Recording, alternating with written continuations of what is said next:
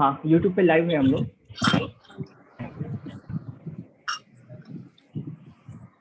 Good morning, everyone.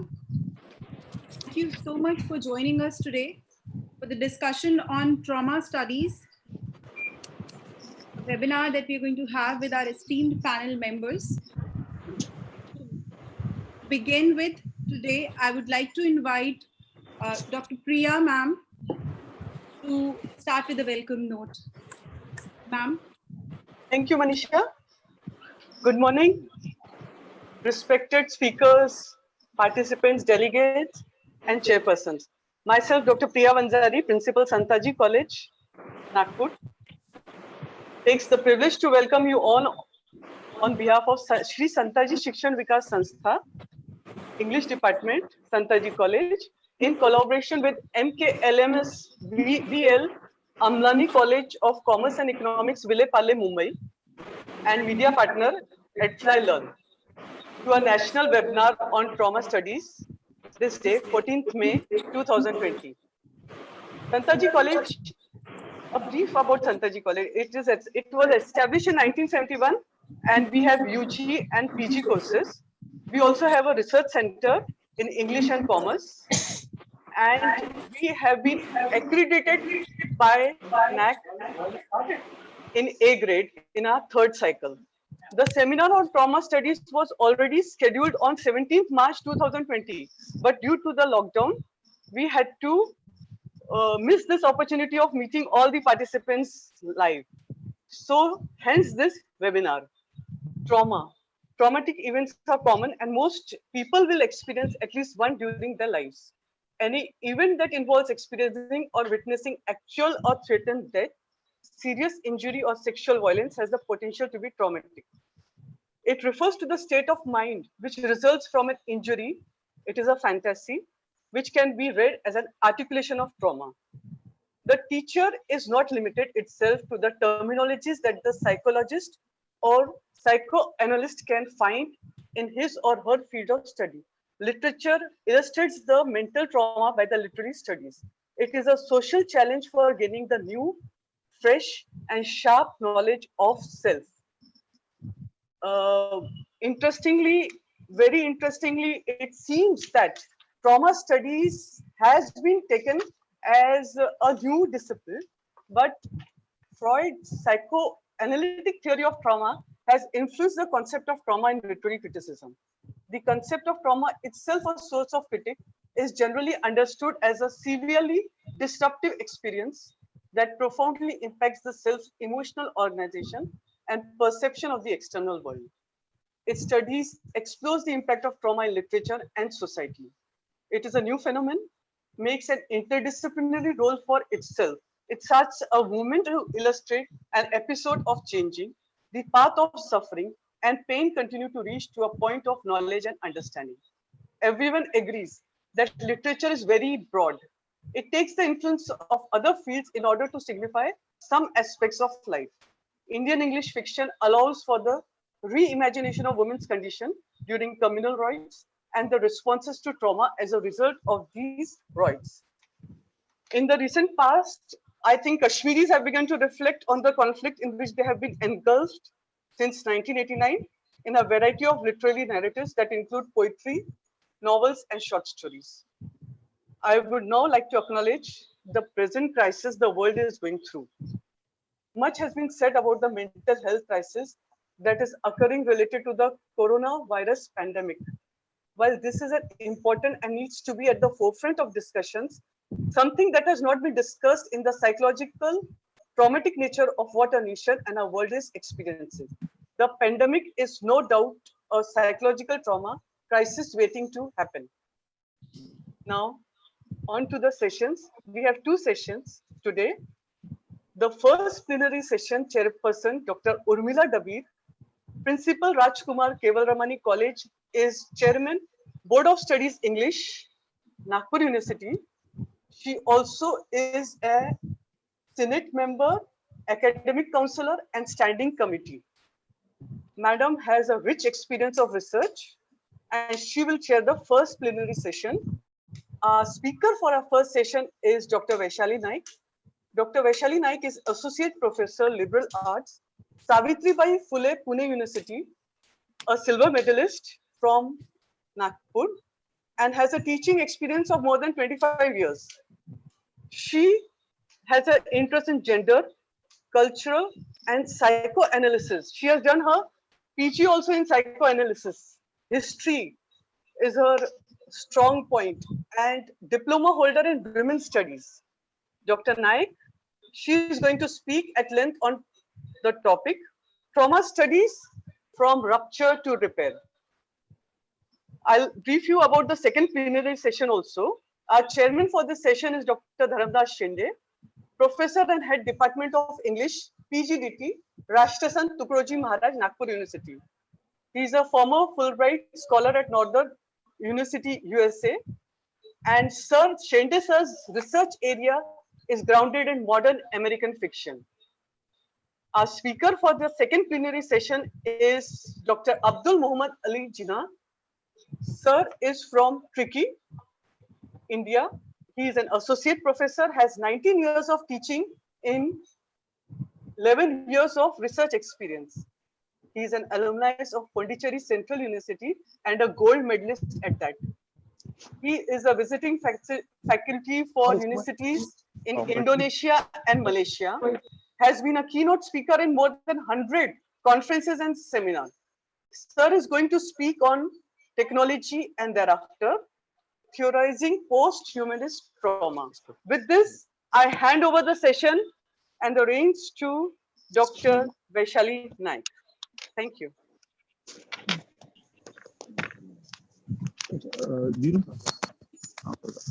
Ma'am, should I start? Yes, you may. I thought sir was going to speak. Sir, Jitendra sir. Hello. Yes. Can you hear me? Yes, sir. Yeah. At the outset, I would like to congratulate Santaji Mahavidyalaya for being collaborative with our college. This would be the first collaboration with any of the Nagpur college we would have done, and the first college to host a Edifly web platform for the National Conference on Trauma Studies. Many more to come from you, ma'am. Secondly, I would like to congratulate the team of Edifly for working continuously from last 4 days for this webinar. I would also like to thank Dr. Priya Vanjari, Principal of Santaji Mahavidyalaya, for believing and trusting the institution, and within a 4-day span of time for taking a quick and bold decision regarding the conference. Ma'am, hats off to you and your team who was working continuously for this webinar. And with a short span of time, we finished the entire session, and today the day has come when we all have gathered for the trauma studies session. I would also like to thank the conference conveners, the organizing secretary, the resource person for today's webinar. At last, I would like to thank the organizing committee of both the colleges who are working day and night for this webinar. Thank you so much. Over to you, ma'am. Thank you, sir.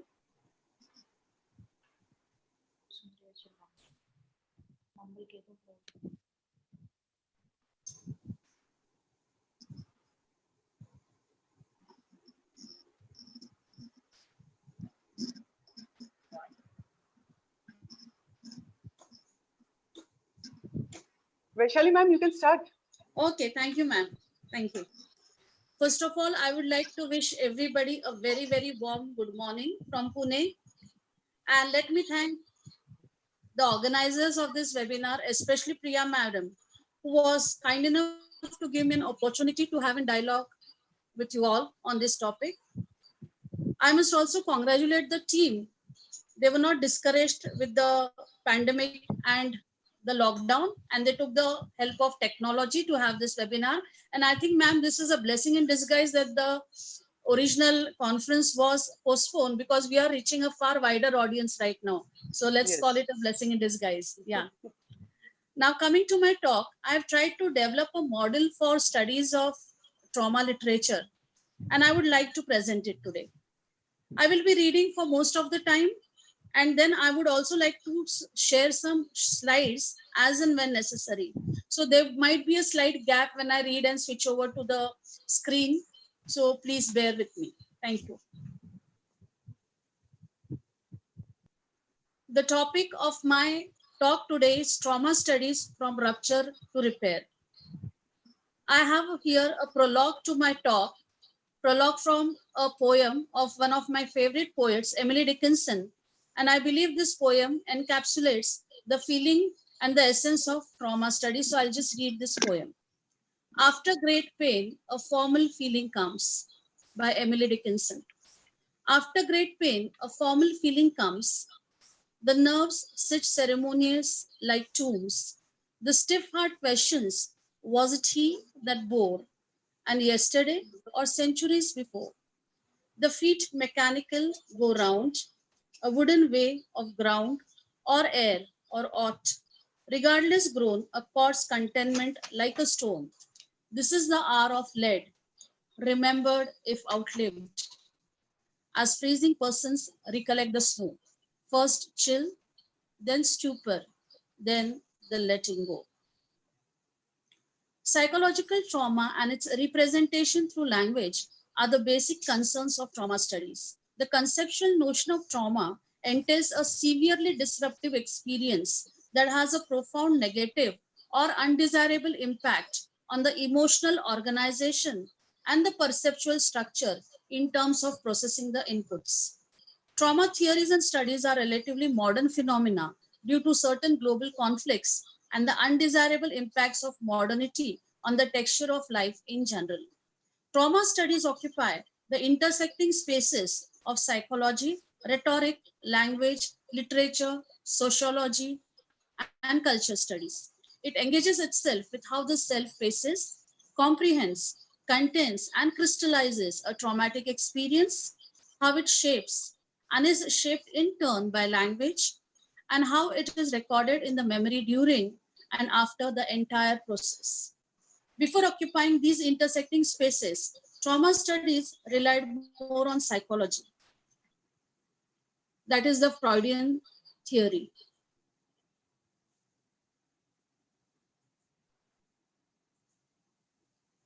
Can I have screen sharing option, please? I see here that the screen sharing option has been disabled. This is to the team. Can I have the screen sharing option, please?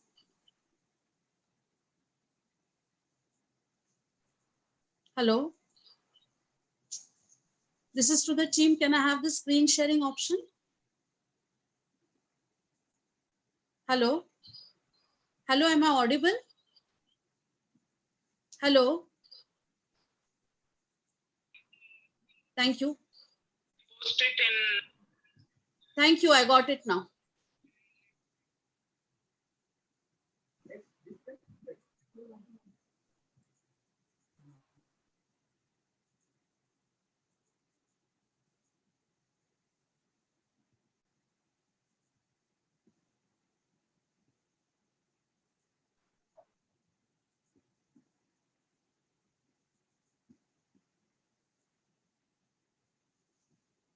Okay. So we were talking about how the trauma studies has actually traveled from the Freudian theories of trauma. Freud had put forth three distinct and even incompatible theories. One was psychic trauma and defense. The second was sexual trauma, that was also called as seduction. And the third was repressed sexuality, that is libido. With time, the first theory became more acceptable, as the common defect for the second and third was the insistence on an exclusive sexual etiology of the neurosis.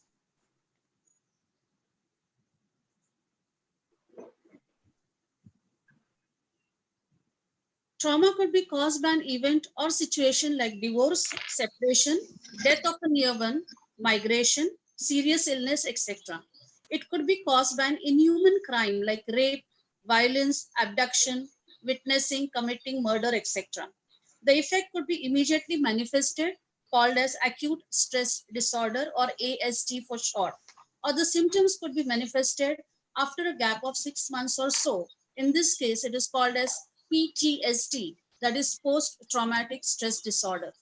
The pathological symptoms could include flashbacks, insomnia, repetition compulsion, and amnesia. The psychic manifestation is dissociation or psychosis or both.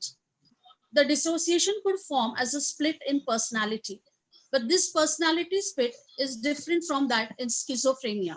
In schizophrenia, there is a horizontal split. That is, there is a split in thinking and feeling domains. The stress dissociation split is vertical. The entire personality varies at times. An important fact about the nature of trauma is the compulsive tendency of the human psyche to repeat the traumatic events over and over again. This is called as repetition compulsion. Now, this proved a challenge as it was contradictory to pleasure principle and reality principle. They logically demand forgetting as linked to gratification. The conjecture then was that the repetition compulsion was more in sync with the thanatos or death instinct. This was resolved by Freud by proposing that one must theorize a compulsion to repeat in a conceptual space that is more primordial, more elementary, and more instinctual than the pleasure principle, thus creating a logical explanatory space for the death drive. Furthermore, the studies in cognitive neuroscience also support the assumptions of amnesia embedded in trauma theory. The mind, when confronted with overwhelming experience, tends to isolate memories associated with this experience in specific areas of the brain inaccessible to conscious recall, thus integrating into the subject's ongoing narrative of his or her life history. Here one needs to reinforce the fact that trauma theory is intersubjective. This is a natural result of the understanding that Freud is not monolithic, but has a stature that is polyvalent and polysemic.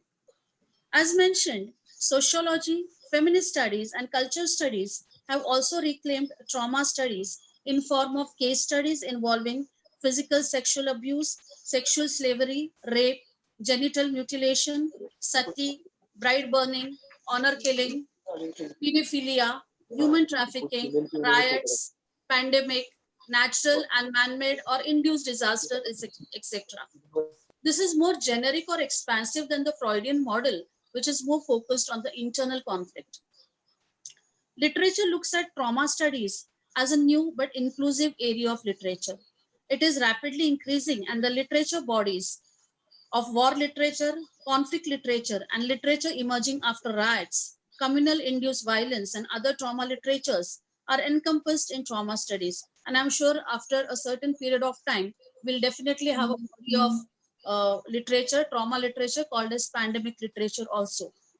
The 20th century history of two world wars, genocidal conflicts, cultural modernity and postmodernity, combined with new global configuration of wealth and power, have redefined the set notions of the power and hierarchy. Now let us turn to forming a theoretical framework to understand and critique trauma studies. I present a rationale of how certain theories could be used to form a theoretical framework to understand and critique trauma studies. Along with psychology, psychoanalysis, new historicism, and cultural materialism provide a useful framework to understand and critique trauma studies. Both these discourses have some overlapping spaces. Both share a concern with the complex negotiations between text and histories, also the connections between formation of knowledge bodies and the social hierarchies and issues. Although cultural materialism and new historicism share overlapping spaces, they also differ from each other.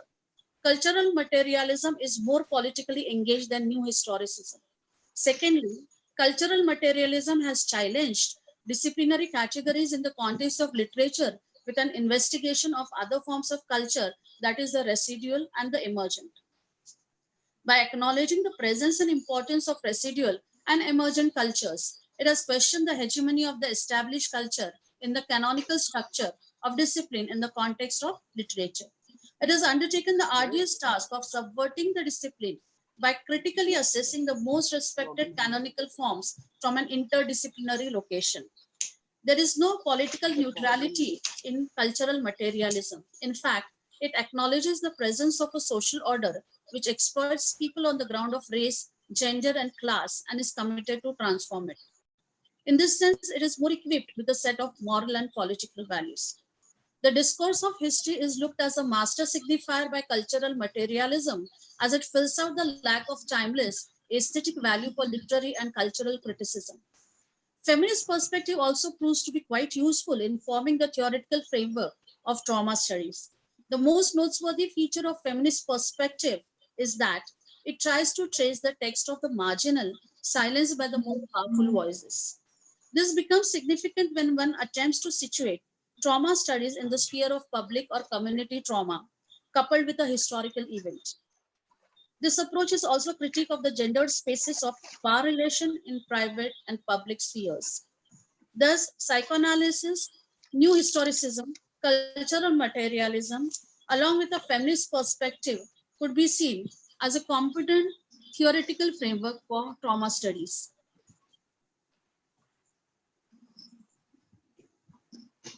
So here I propose that the theoretical framework could be formed by psychoanalysis, new historicism, cultural materialism, and feminist or subaltern or marginal perspective. Now let us turn to the main part of my talk, and that is the model I propose for a critique or study of trauma studies. I call this model as S and 3Rs. S is site of trauma, and 3Rs are rupture, representation, and repair or resolution.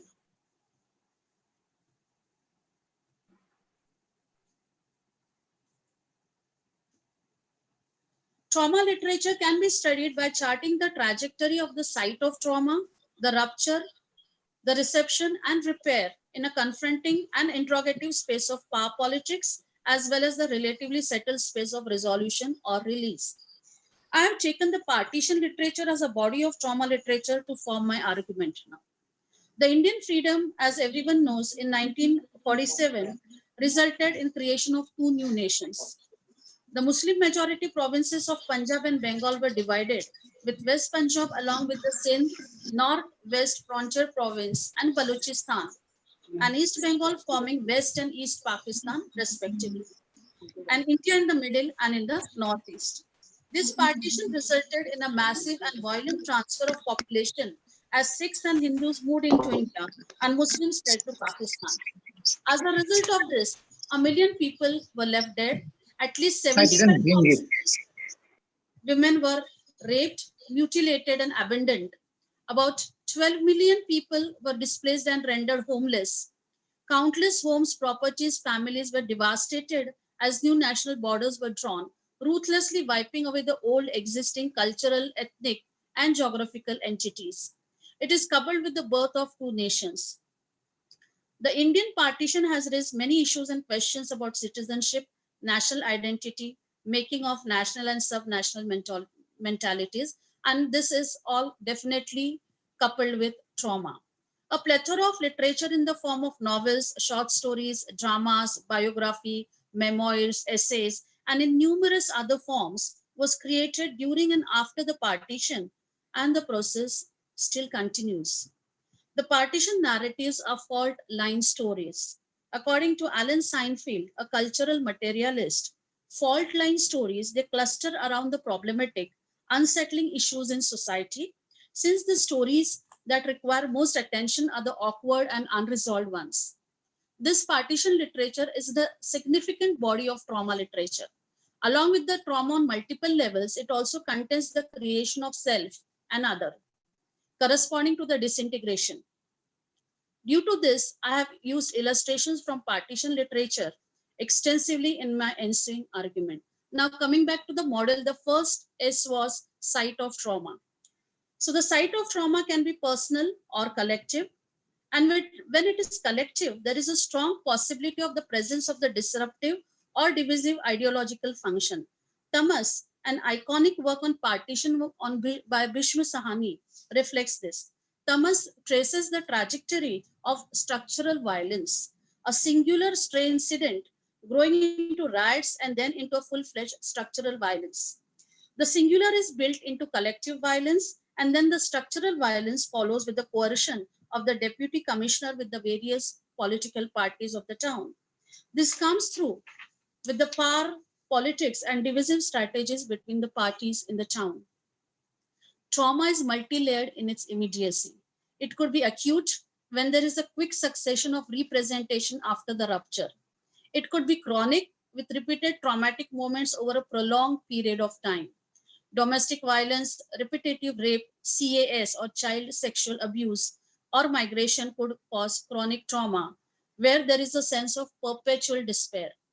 Azadi by Chaman Nahal traces the trauma of migration and the actual journey on a large scale. It also brings out the futility in the conclusion.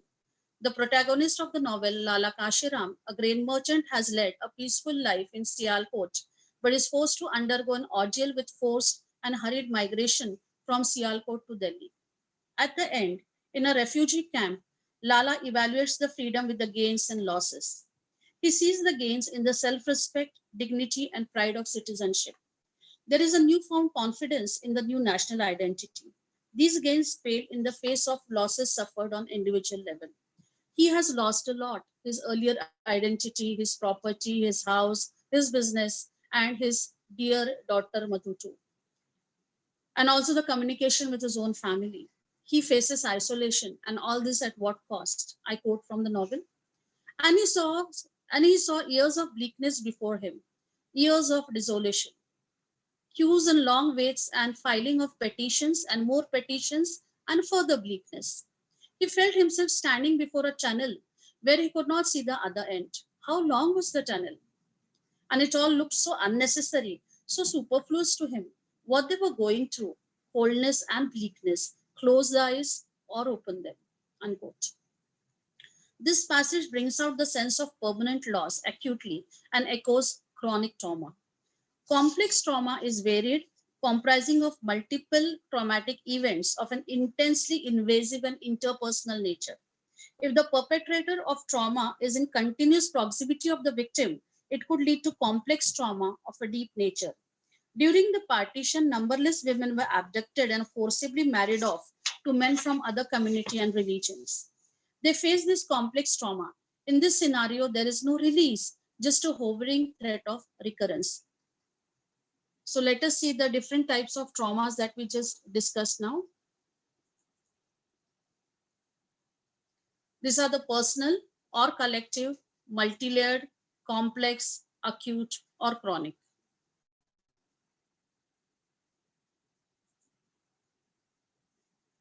Now I come to the second part of the model, the first R, that is rupture. Trauma resonates with rupture. Trauma, extraordinary in nature, remains isolated from the sphere of normal cognitive processing of experiential perception. It is unassimilated in the psyche. The traumatic memory is isolated. It fractures the cohesiveness of identity or self. It thus occupies a space of rupture, break, crack, and fragmentation. When a narrative is eventually formed, this rupture might repair or heal. On the other hand, the fractured self might never be assimilated. Now coming to the third part of the model, that is representation. I would again like to go back to my slide.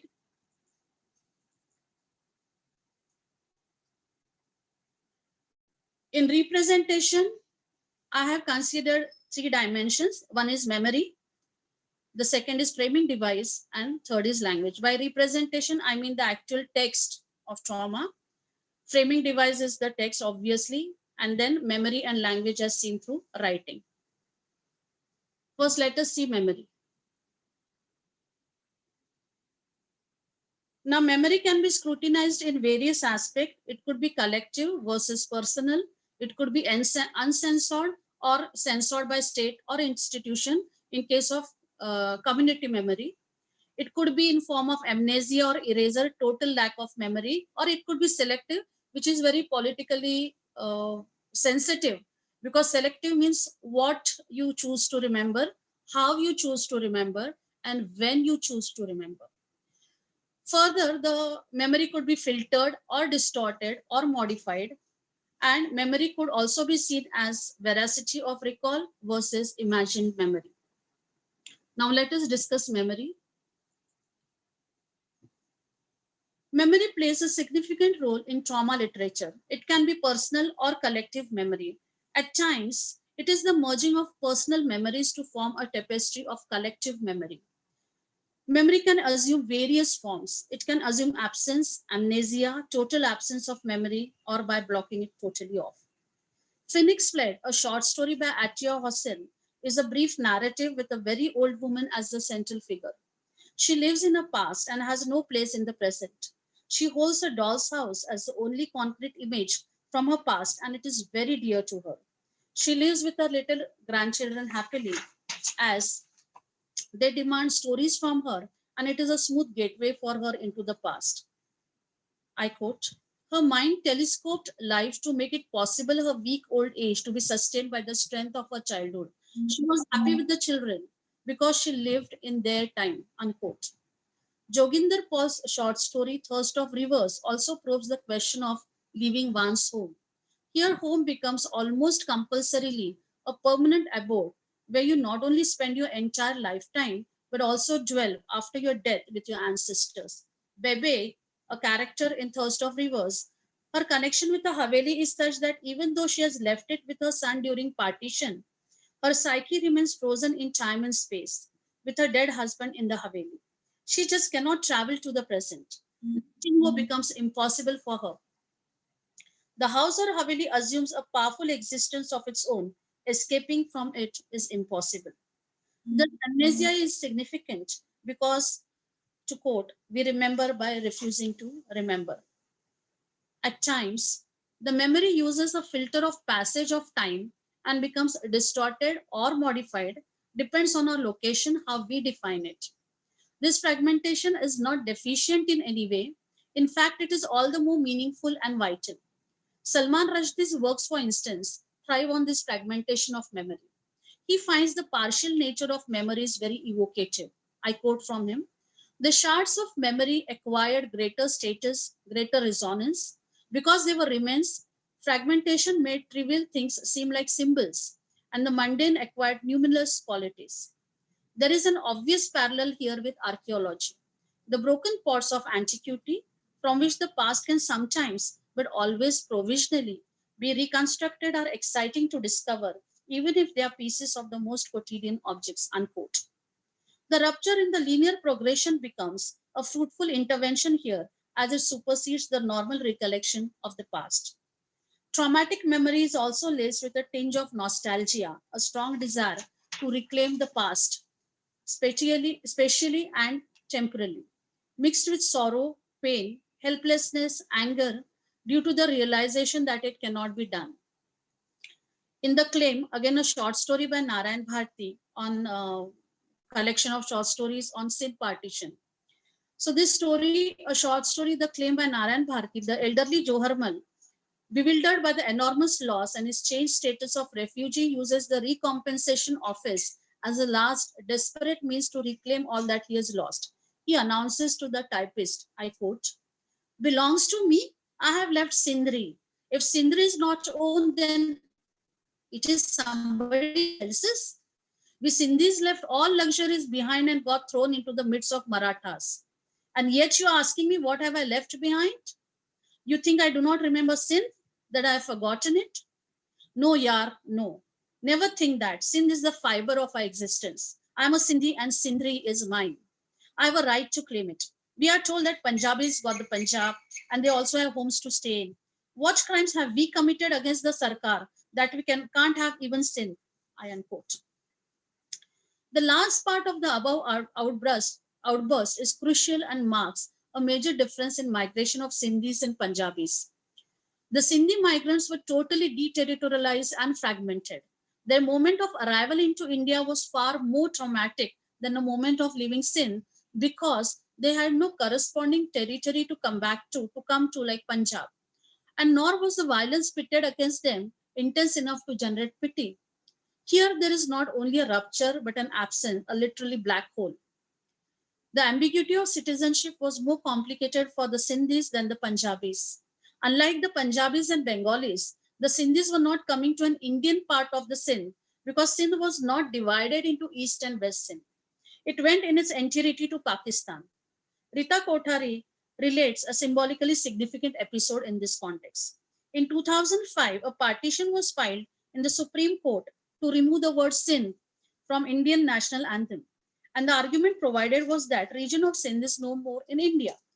The petition was dismissed and the matter was forgotten, but not by Sindhi activists and intellectuals. They were outraged by the fact that the petition to remove Sindh from the Indian national anthem was making even the memory of a lost homeland inaccessible. It was also an attempt to erase the historical roots of the Sindhis. So this is all about complex trauma that we are talking about. Another example from Ali Baba's Dharti Dikhana, another short story on Sindh partition. The pain was also felt by the mother in Ali Baba's Dharti Dikhana, and the alienation of the Sindhi Hindu is captured sensitively. In this story, the son, born in post-partition India, teases his mother who is nostalgic about Sindh by saying, I quote, Amma, you always call the Sea of Karachi Sindhu Sagar, but there is no such sea in history or geography. The Sea of Karachi is called the Arabian Sea. Sindh is under Muslim domination even now. They consider themselves descendants of the Arabs. There is only one unit in Pakistan these days. The world atlas shows no country by the name of Sindh. You keep giving yourself false assurances. Sindh does not exist anywhere.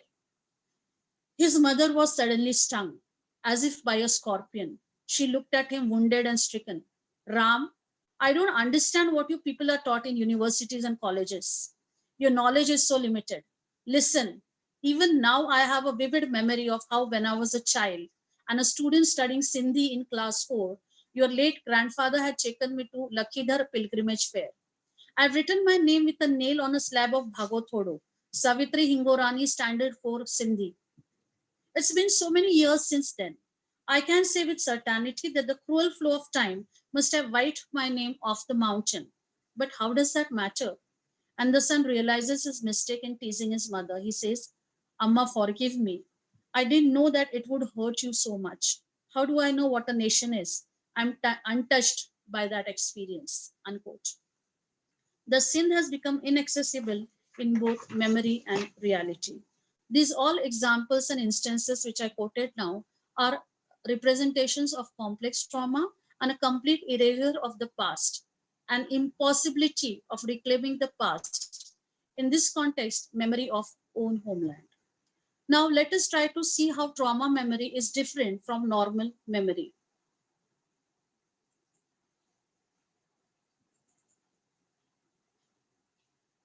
There are three psychological dimensions to memory, that is to normal memory. First, life periods are measured in bigger chunks of chronological time with themes of self and goals during that period. Second is smaller chunks of time with a record of extended or repeated general events. Third is the micro level of event-specific knowledge that consists of sensory perceptual features. Now what happens is, this is the kind of dimensions, these are the dimensions we have in normal memory. But in case of trauma memory, it supersedes the trajectory of these three levels, goes beyond, and then flits across the second and third levels, or the third dimensions.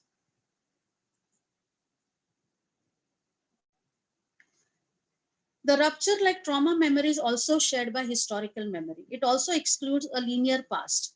This confirms and strengthens the proposal of considering partition literature for theorizing trauma studies. To turn traumatic memory into narrative memory, the traumatic event itself has to be integrated into a story, which in turn must be addressed to someone. Thus, this becomes cultural or group memory. The narrative memory as a cohesive structure of beginning, middle, and the end, and it has a context of time and space. These linkages bring traumatic memory, historical memory, and narrative memory in the same domain. In the narrative memory, there is a thin line between real experience and imagined perception or recall. If it is collective memory, then one attempts to map one's own personal experiences and narratives with that of the expected larger mosaic of collective, other, authorized, institutionalized, or validated narratives. Such is the case in for example, in case of partition narratives. And in turn, the collective memory works towards simplification, which becomes either singular or dominant, perspective, monolithic dimensions, and at times even reduces events to mythic archetypes. This insight is crucial. The attention given to the intersecting spaces of personal and real narrative and state and expected narrative. This hybrid memory feeds on the politics of hierarchies and power structures. In a way, historical memory evolves based on the templates suggested by the institutional sites of memory. And this is the politics of narration. See the journey of trauma memory to narrative memory, where it goes to the filter of collective, community, or historical memory. It turns into kind of hybrid memory. And this hybrid memory places itself on the templates which are suggested by the institutionalized sites of dominant narratives and mainstream narratives of memory.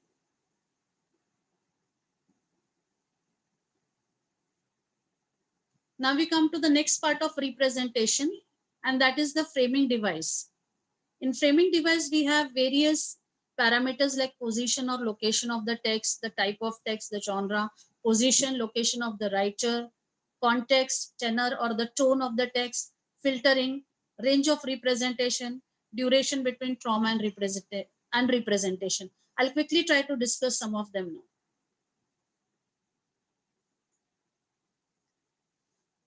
How the narrative is told or positioned is important in collective memory.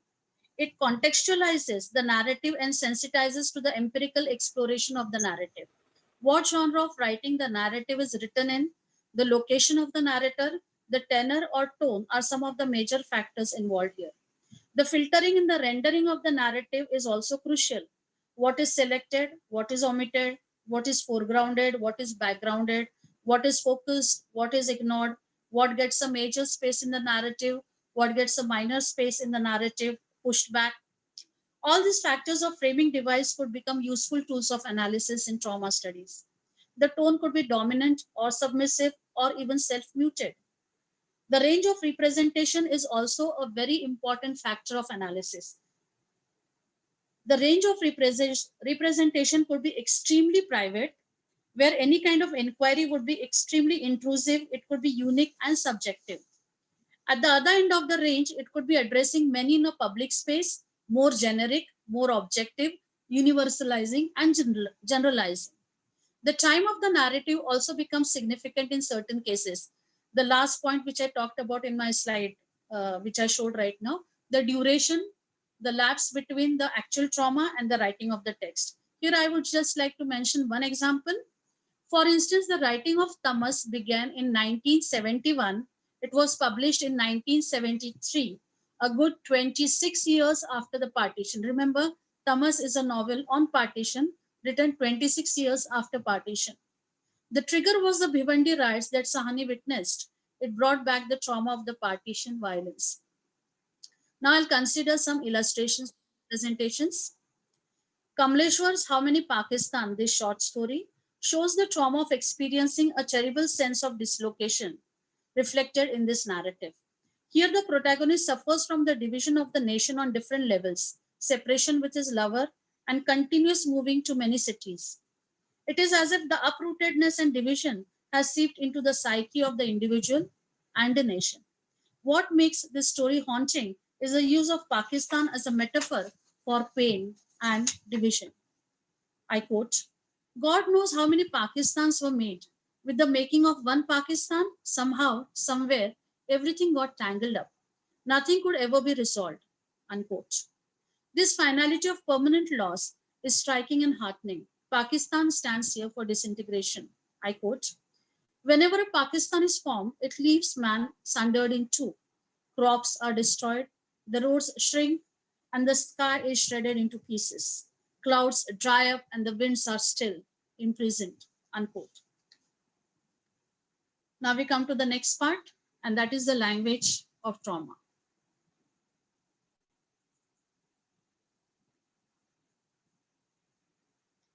Language is used as a tool in the process of repair in trauma literature. The language of trauma has a spectrum. The language of this one end of the spectrum is silence. The other end is gibberish or nonsensical language. And in between is the normally used language, reflecting anguish, pain, helplessness, violence, anger, and similar emotive excesses. Silence echoes untranslatable, non-translated spaces that should not be ignored and expected. As Wittgenstein says, what one cannot speak of, one should pass over in silence. I repeat Wittgenstein's quote, what one cannot speak of, one should pass over in silence. Silence in trauma literature is more powerful than speech. It speaks the unspoken. It is unbounded, and it is the existence of absence. What could not be contained in the realm of language, that trauma spillover, finds space in silence. What comes before speech also comes in silence, so it precedes and exceeds the realm of language. It is also the voice of the oppressed. One needs to look into the types of silences. Silence when one is not able to speak, and silence when one doesn't want to speak. Then we also have silence coming as a result of amnesia. Each comes from different location, tenor, and carries different significant messages. And I think thus silence is a very useful tool of analysis in trauma literature. At the other end of gibberish language, we have writers like Manto, his brilliant short story Toba Tek Singh, or the disjointed outpost alternated with silence, reflecting mental breakdown as a result of angst and despair in, for example, Harold Pinter's play, The Theatre of the Absurd. Here it is the space of insanity, going beyond the safe, protected, sanctioned boundaries of sanity and legitimacy. It is dangerous in its freedom. It is only through this silence, gibberish, or strange non-verbal sounds that the real questions of existential despair find a space for expression. One feels that language is very weak and flimsy, even incompetent to contain the real issues. There is a strong distrust of linguistics to hold the real meaning. Now we come to the last part, that is the repair, the fourth part of the model, the repair. The repair might itself be never achieved, as in case of Manto, the writer of Rupture. He pushes readers in the beat of depraved, senseless, and twisted universes, from which he offers in what is perhaps his own vengeance no clear escape. We are left only with speed and violence coursing in the blood of his characters, span off without soothing messages or disclaimers. He brings out the apocalypse of a dark universe with no light of redemption. It shows a dark universe where the human is dead and the beast is unleashed with no hope of redemption. This betrayal is more unnerving than the actual physical violence, as it privileges religious hatred above all human values.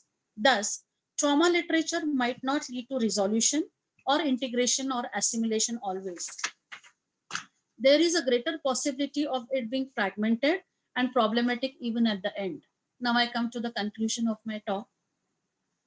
With a judicious and subtle use of the above mentioned constructs, there will emerge a narrative that will not occupy the same space as the master narrative. It could be fragmentary, marginal, particular, self-contradictory, individual, incoherent, inconsistent, inaccurate, and having a confused clash of private and social memory. This diffused and confused place will be the critique of trauma literature. This underlying narrative will be the culmination of trauma, the release or repair at times, and irrevocable despair at times. It could be atemporal, ahistorical, or repetitive. The reception heavy on cognition will lead the path of analysis and reflection. The focus on emotive spaces will concentrate on the pain, release, and containing the process of assimilation.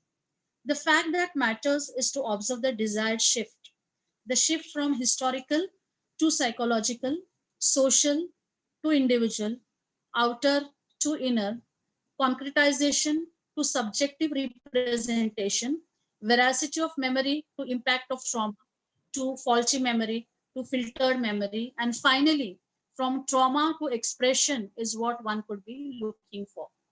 These markers would lead to formulation of a theoretical model for more nuanced understanding of trauma literature and also the learning from it.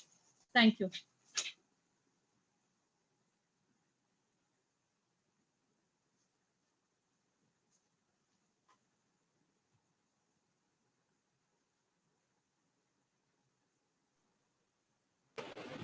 Hello. We can shift to Dr. Dabir. Dr. Urmila Dabir will give her remarks as a chairperson.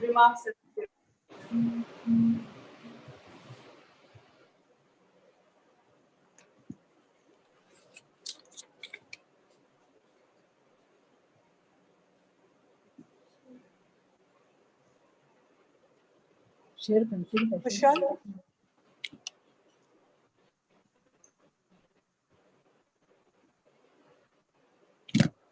Screen is on to Dr. Urmila Dabir, please. Hello. Manisha? Yes, ma'am. Screen, please, Dr. Urmila Dabir. Yes. Yes, madam.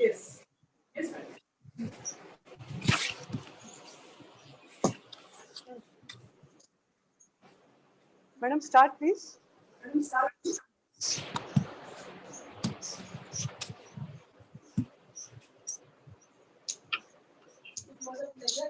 It was a pleasure listening to you, Vaishali. Thank you. I congratulate Neetaji Mahavidyalaya for organizing a seminar on a topic of great relevance in the contemporary times when we all are going through a tough time and trauma during COVID-19. Now, as far as trauma studies are concerned, psychological trauma, its representation in language, and the role of memory in shaping individual and cultural identities are the central concerns that define the field of trauma studies. Psychoanalytic theories on trauma, paired with additional theoretical frameworks such as post-structural, socio-cultural, and post-colonial theory, form the basis of criticism that interprets representation of an extreme experience and its effect upon identity and memory. The concept of trauma itself, a source of critique, is generally understood as a severely disruptive experience that profoundly impacts the self's emotional organization and the perception of the external world. Trauma studies explore the impact of trauma in literature and society by analyzing its psychological, rhetorical, and cultural significance. Scholarship analyzes the complex experience and how such an experience shapes and is shaped by language. The formal innovations of text, both print and media, that display insights into the ways that identity, the unconscious, and the remembering are influenced by extreme events, thus remain a significant focus in the field. Dr. Vaishali Naik's presentation, From Rupture to Repair, was a scholarly and well-researched presentation. It was a pleasure to listen to you, Vaishali. The poem by Emily Dickinson was a very apt prologue, and it set the tone of a presentation on trauma studies. Dr. Vaishali Naik tried to locate the trauma studies, its theories, by tracing it back to Freud and also trying to comprehend the modern psychiatric domain of trauma. Then it is seen through the corridors of social science. Finally, it is discussed from the discipline of literature. The journey of trauma is charted through the trajectory of site, rupture, and repair. The site of trauma is examined critically, and linkages are drawn between the site and the repair. Rupture could entail protest, pain, the effect, and repair is linked with the representation and reception, here through literature. The importance of makers of representation and reception, silence, memory, recall, framing, device,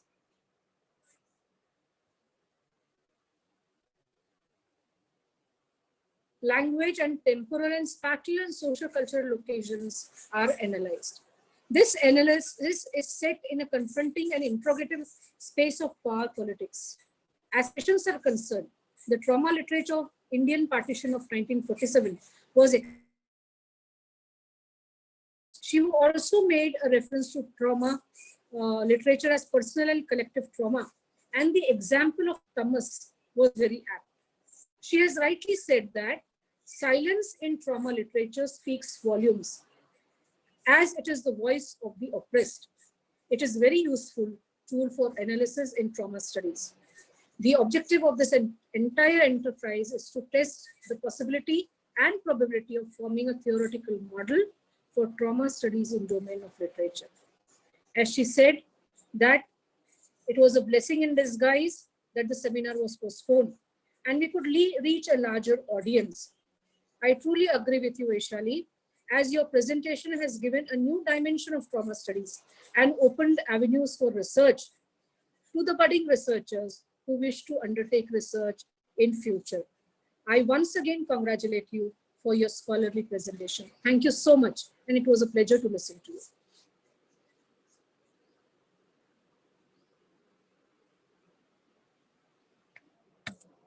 Thank you. Thank you, Dr. Dabi. Next speaker. Dr. Abdul Jinha, sir.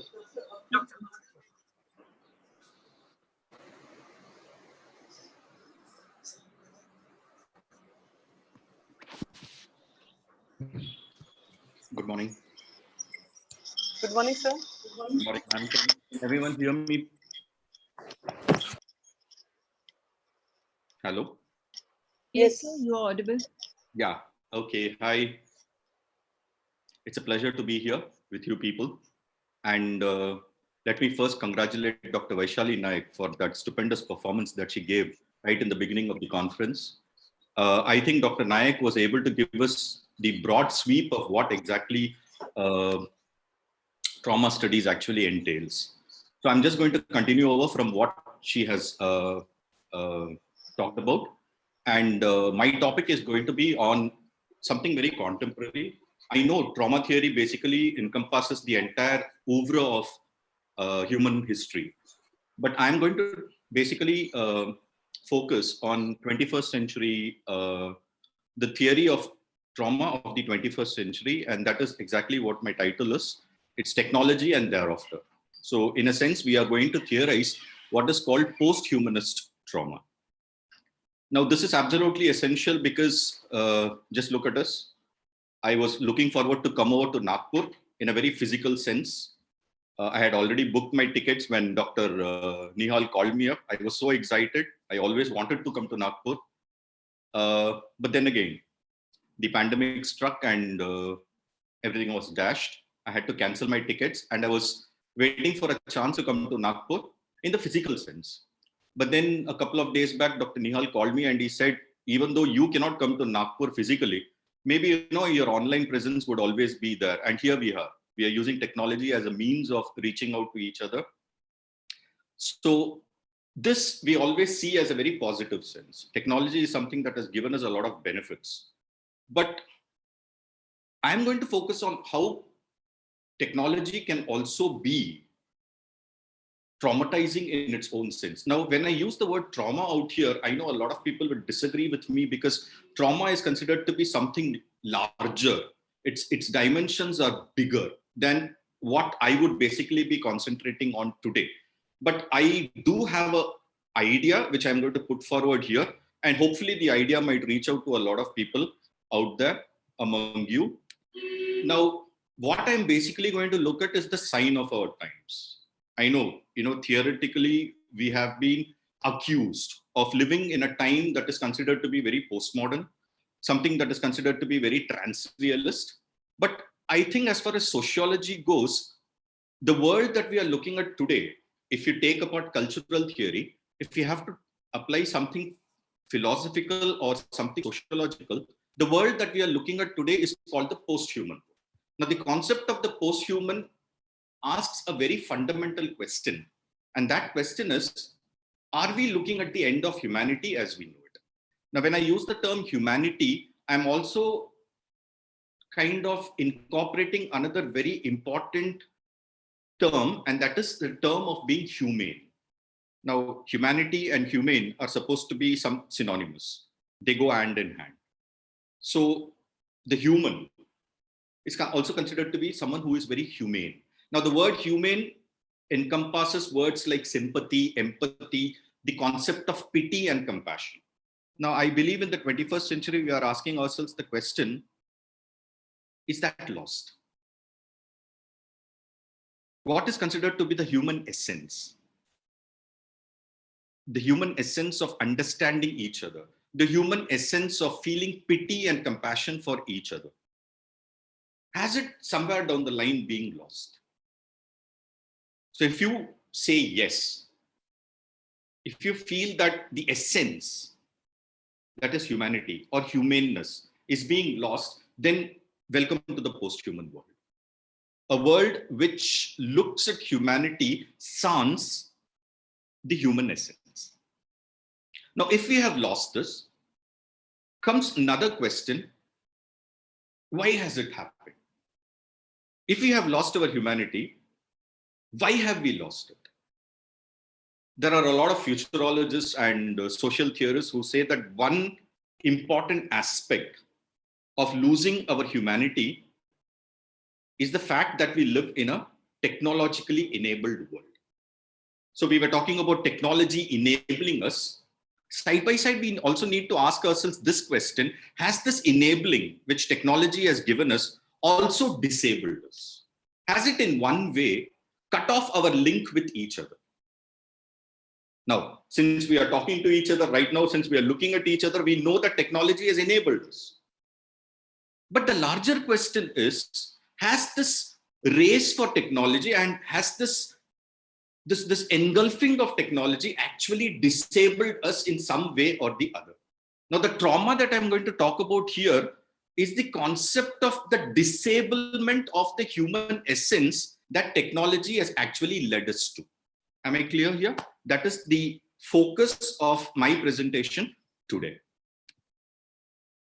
Now, when I talk about the concept of posthumanism, obviously, I am going to derive forward from a lot of posthuman theorists who have already talked about the subject. I'm just going to give you a brief overview of some of the most important posthuman theorists.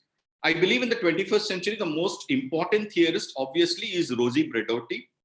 Now, Rosie Braidotti still works in the University of Netherlands. She still offers courses on the posthuman. She has written a lot of tomes on the subject of the posthuman.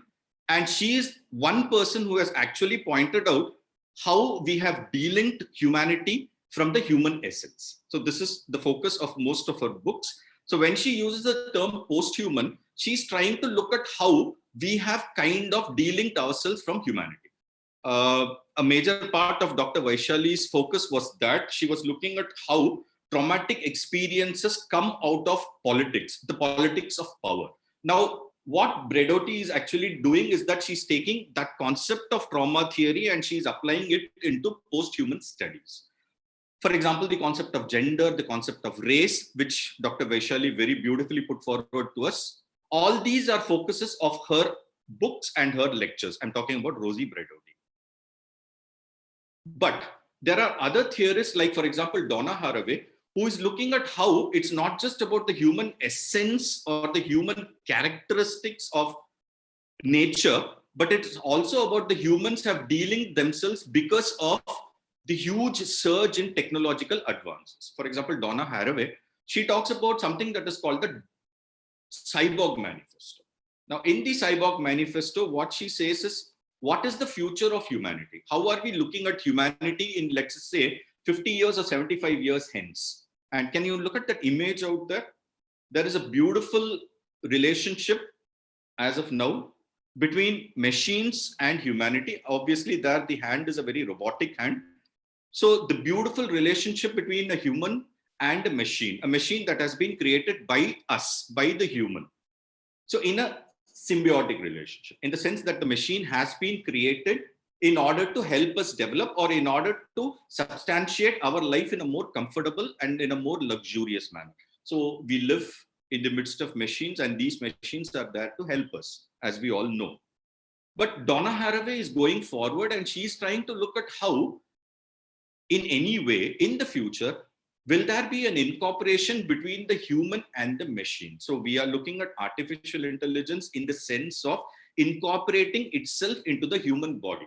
So I can give you a very simple example. We know of pacemakers.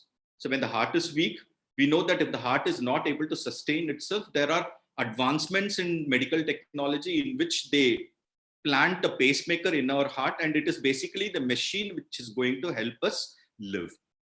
Now the question there is, that's not a natural life.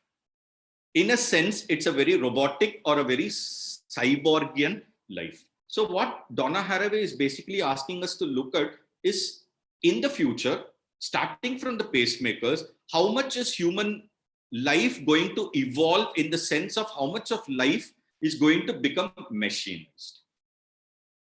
I hope you understand that basic question which Doravay is asking us. Very simply, she is asking us whether life can survive without machines. It's a question which we should be asking ourselves today, as of now. Can life survive without machines? I think the COVID-19 pandemic has actually shown us that life needs machines to survive from today. So that was the question that Donna Haraway asked in the beginning of the 20th century. And 100 years later, we are trying to look at life as we know, as we knew, changing, converting into life as we live it today. So that is exactly what she pointed out in the Cyborg Manifesto. Now, in the beginning of the 20th century, we had another manifesto coming up in posthuman studies, and that was called the Zombie Manifesto. Now, zombies we know are very famous in media today because there are a lot of zombie movies, there are a lot of zombie texts, there are a lot of zombie TV serials which are coming up. There was a time when zombies were considered to be a part of fantasy. There was a time when zombies were considered to be very fictional. But what Lauro and Embry, the co-writers of the Zombie Manifesto, are pointing out is that once you have lost the human essence, that is, once you have lost human characteristics, you no longer live. You no longer live in the conventional way. What happens is you turn into a zombie. I'm sure we can all relate to this because so much of death, destruction, and violence that surrounds us.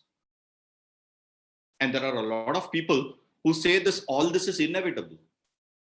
So if there is a violence and let's say there are thousands of people killed, there are few, maybe people like us who might shed a tear of pity. But there are umpteen number of people who feel that, that's the way of life. That's the way it has to be. Life, in order to survive, has to have a lot of deaths also involved in it. So it so happens that there are people who do not even feel a shred of pity for people who die. If that is so, then are these people actual human beings? You remember W.H. Auden's very famous poem in which he says that life without pity is lifeless. That's true, right? If you do not have even a single bit of compassion, if you do not have even a single bit of sympathy, then how do you live? How do you call yourself? How do you define yourself as a human being? That's the basic question. So in case that happens, you are a zombie. You are living the life of a living dead. That is the basic concept that Lauro and Embry try to embrace.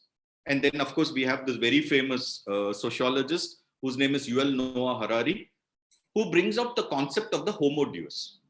Now, Harari is the philosopher of the 21st century. He is the philosopher of posthumanism. Harari looks at the evolution of human species and he says there was a time then we feared what are basically fear, epidemic, and famine. So if there was a trauma that defined humanity, it was the trauma of death in the sense of not having enough to eat or not having enough to drink, or maybe war, or maybe a disease that did not have a kind of a cure. For example, the bubonic plague that ravaged entire humanity in the 1600s. But looking at the 21st century, Harari says, what exactly is our fear today? Do we actually fear the epidemic? Do we actually fear plague? Do we actually fear famine? Is there any want in many of us today? He says no. He says the fears have manifested themselves in different ways. And these different ways are the ways of posthumanism. For example, I'll give you a very, very trivial example which kind of focuses or, kind of lets us understand how humanity has transformed today. You look at the millennials, you look at the teenagers or the youngsters of today, what exactly is their fear? The definition of fear for them is not the definition of fear which might be for our generation. For them, the fear is the fear of the loss of the mobile phone.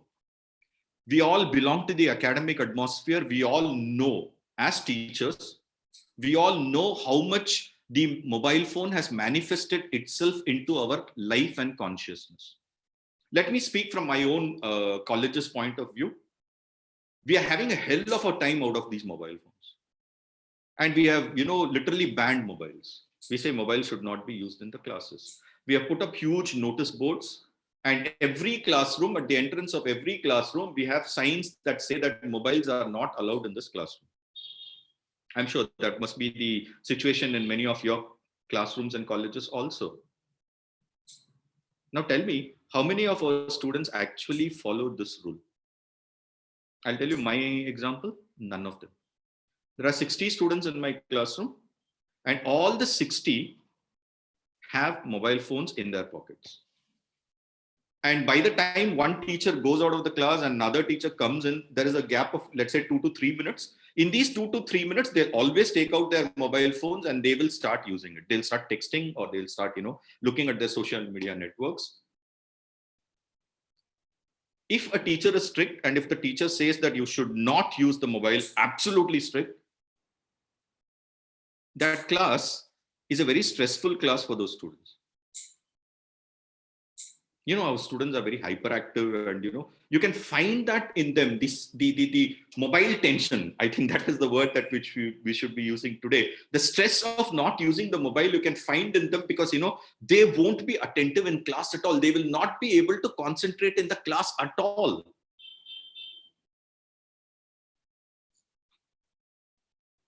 So what happens is, our thought processes, remember, we are the Homo sapiens, the thinking man, the rational man. So humanity always focuses, survives, foregrounds, I think, the sense of the intelligence. What has the intelligence led us to? From the age of knowledge to the age of information, we have come to a time when the teacher is redundant. Forget about the Guru Shishya Parampara.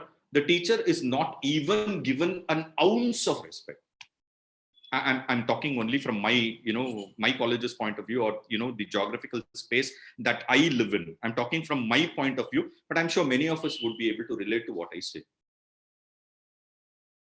In fact, they say that the Google is the best teacher. They no longer, give importance to the human teacher.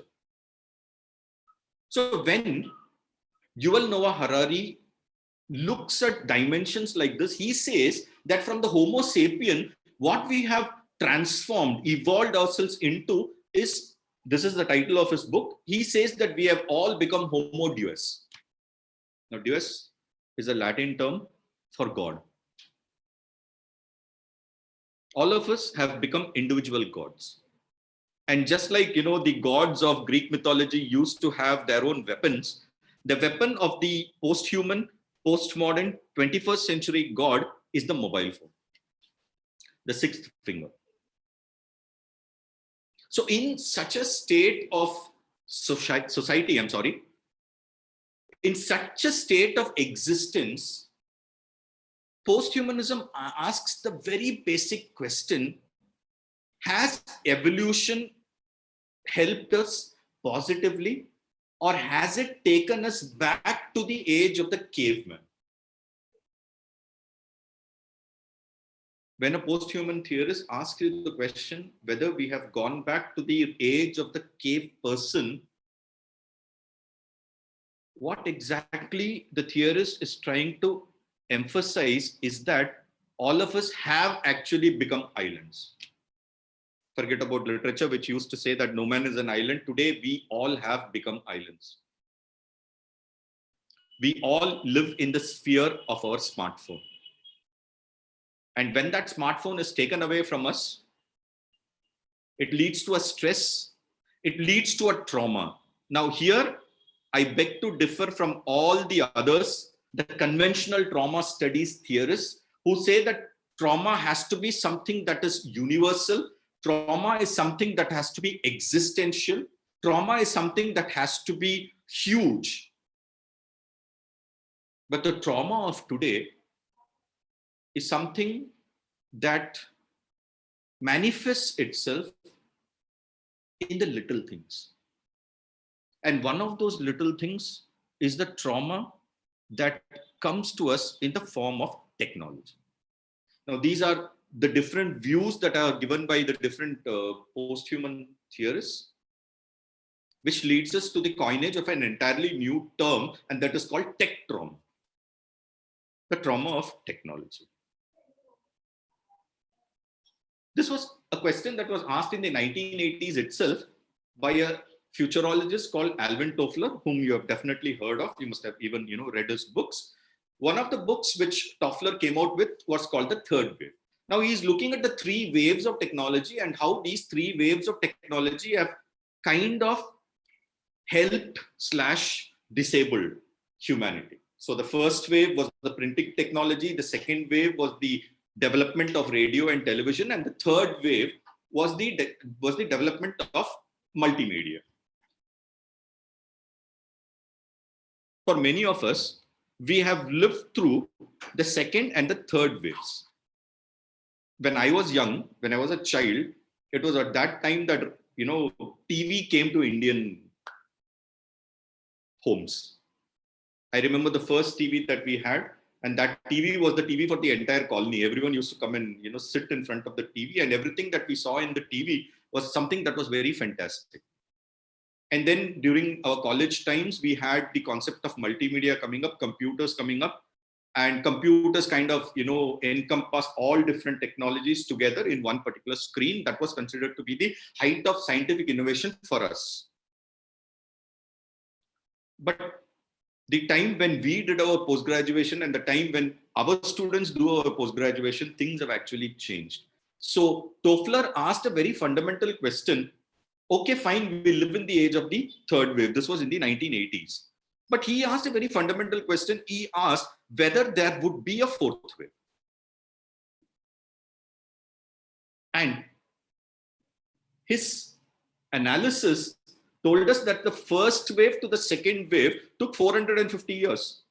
From the second wave to the third wave, it took only 40 years. So from the third wave to the fourth wave, if there is going to be a fourth wave, how much time is it going to take? Because you have to understand 450 years to 40 years. I think today, in case we do look at the other waves coming up, I think the time lapse between each wave is just 40 minutes. I'm sure you agree with me. Today, we talk about technological trauma in the sense for the youngsters, they buy a mobile phone, they have a smartphone in hand. The very next day, the brand from which they have bought the mobile phone, they have purchased the mobile phone, it comes up with a development, an advancement. So if it is iPhone, let's say 11, if they have purchased iPhone 11, within 2 months, they come up with iPhone 12. And the student or the child who has it in his hand, iPhone 11, he immediately starts thinking that what I have is old fashioned. I need something that is absolutely new. We have heard of people killing each other for the iPhone. We have heard of a son murdering the mother for not giving the money for the iPhone. You have heard of children begging on the streets to buy an iPhone. The trauma that you and I face, or we faced as children, as people who were developing a consciousness, has actually changed. For the children of today, the traumatic experiences are so much different. That's exactly what I mean by the trauma of the millennial. The trauma of the 21st century child is not the trauma that you and I faced when we were of that same age.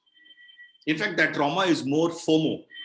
I think this is a classy, acronym that the millennials have actually coined for themselves today. FOMO actually means fear of missing out. You remember, for us, it was about, the development of an individual consciousness. That's exactly what Freud is also trying to tell us.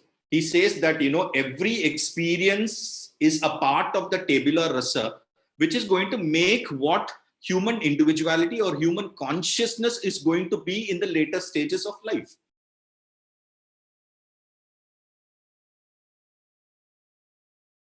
But childhood traumatic experiences have changed. When I was a student, when I was asked the question by my teacher, what is your ambition? What are you going to become in life? My answers were very different from the answers which are given by the millennials of today.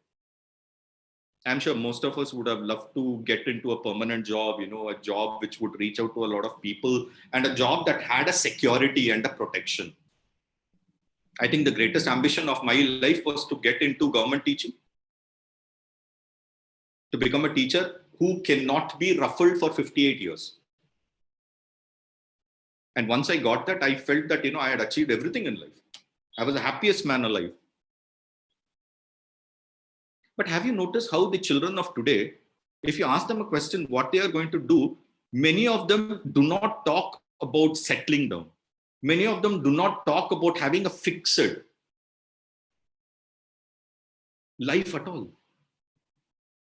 Their ambitions, in a sense, are so fluid. So that is exactly what they mean by the fear of missing out. They feel that they will miss out by being at a particular space, by being fixed at a particular space. For us, that was the greatest of happiness. For these children, it is the greatest of all stresses. So tech trauma incorporates an ideology of the fluid rather than an ideology of the fixed. A kind of life that we yearn for is different from the kind of life which these children today yearn for. There are a lot of, documents being written, texts being written on the millennials who actually love to lead a life which is all about travel, which is all about being migrant. Migration or not settling down for them is the actual happiness of life. And have you noticed how all their lives are becoming more digitalized? There was a time when, the real was separated from the real. But today, what is the real? What is real time? The question, what is real time, has changed today. If you ask a millennial, he will say real time is the time he spends in front of the computer screen or in front of his smartphone, the screen of his smartphone. Reality for them is out there.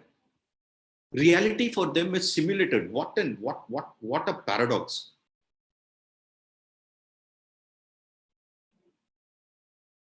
That's exactly what we mean by tech trauma today. So when we incorporate these ideas into our real life issues, we understand that the whole concept of trauma studies has kind of taken a very different dimension. Trauma for us is not the trauma for the millennials, and God forbid what would happen to the next generation. I simply do not know. I have no answer to this question at all. When we were in our colleges, all of us are students of English literature, postmodernism was the big thing. And a theorist like Jean-Francois Lyotard was probably, our ideal. So when he wrote about the postmodern narrative or the postmodern condition, he said that, a postmodernist is someone who rejects.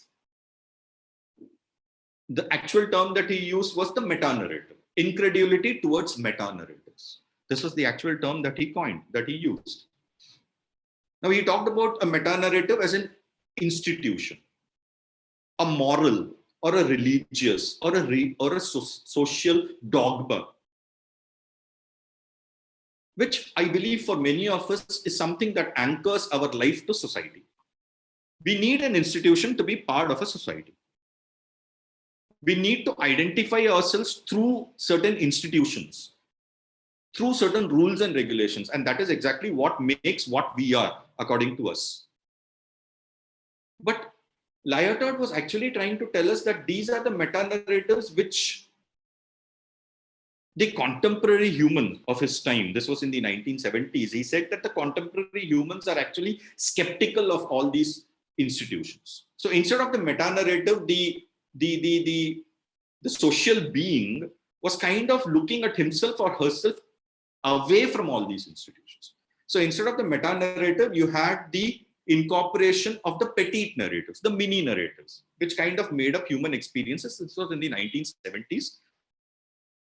Of course, postmodernism came to India as a theory in most of our academic circles, but as a social phenomenon, it came to us very late. I think it was only in the 21st century that postmodernism as a lived-in experience came into India, thankfully.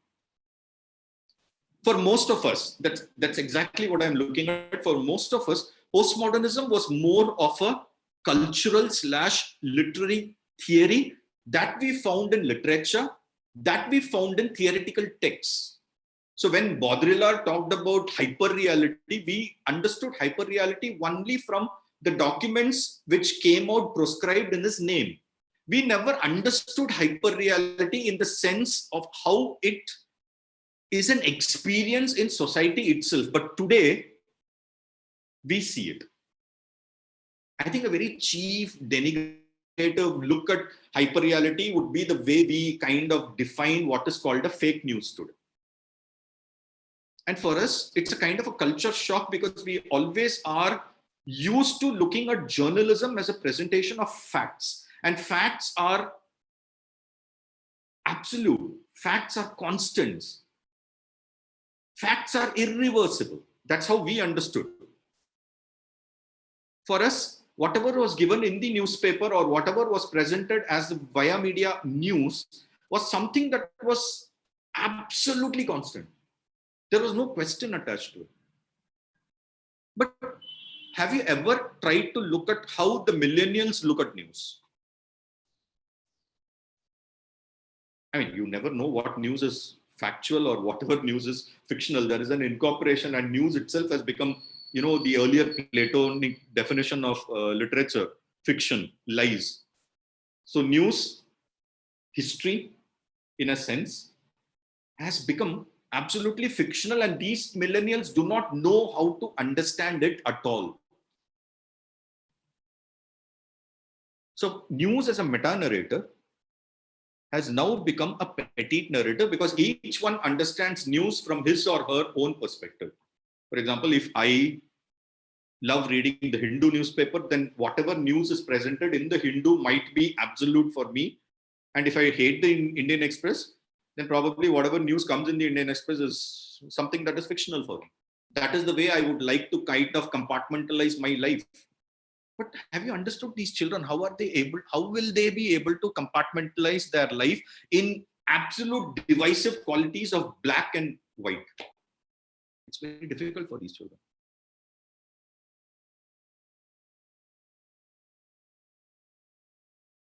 As Nietzsche says, there are no facts, there are only interpretations. And we are looking at a world, a post-human world, in which there are no absolutes, there are no constants. We react to that in a different way. And we can understand our reactions, we can understand our experiences because this is the way we are.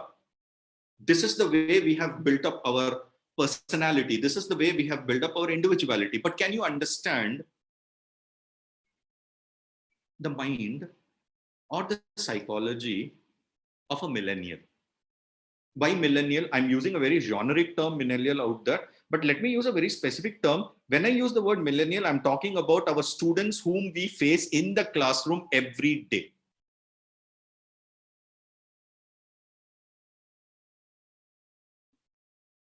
classroom dynamics have changed. Right? You know, I know. We all have around 2 decades of experience in the classroom. I joined my department in the year 2000. In 2000, the kind of students that I met are vastly different from the kind of students that I meet today. In 20 years, just 20 years, in just 20 years, students have changed. Their psychologies have changed. Their manifestations have changed. Their way of looking at life has changed. Go back to the definition of the trauma. Freud and all those, trauma theorists, they tell us that trauma is about the disruptive experiences and the emotional responses and perceptions to those experiences. Again, I repeat, I emphasize, when we talk about disruptive experiences, we are looking at a definition that is for our generation, for us. In a sense, we trivialize the disruptive experiences of children today. So in a sense, what happens is we become the meta-narrators. Can you understand why our children, our students look at us in a very different way today? They always have the skeptical attitude. They just like Lyotard said, they look at us with a sense of incredulity. Because their experiences are very different from the experiences of ours. And our classroom management, our classroom techniques for them are the techniques of a barbarian. I'm very sorry to say that.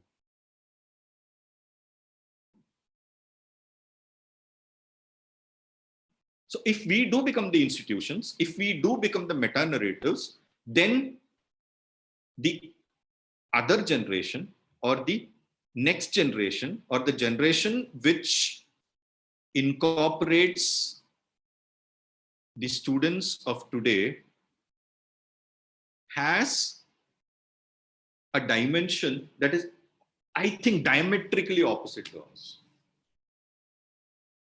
So in a sense, the ideas that were put forward by probably one of the earliest traumatic theorists, Sigmund Freud, and two probably the most important theorists of today, that is Cathy Caruth, the entire gamut is about experiences that are being existential.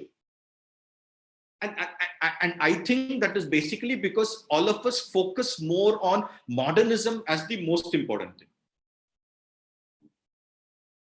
You know, modernism, modernist literature, Eliot, or, you know, someone like Joseph Conrad, they would actually look at experiences in a more existential manner. Beckett, ma'am was referring to Beckett, the theater of the absurd. They were looking at life in a more existential manner.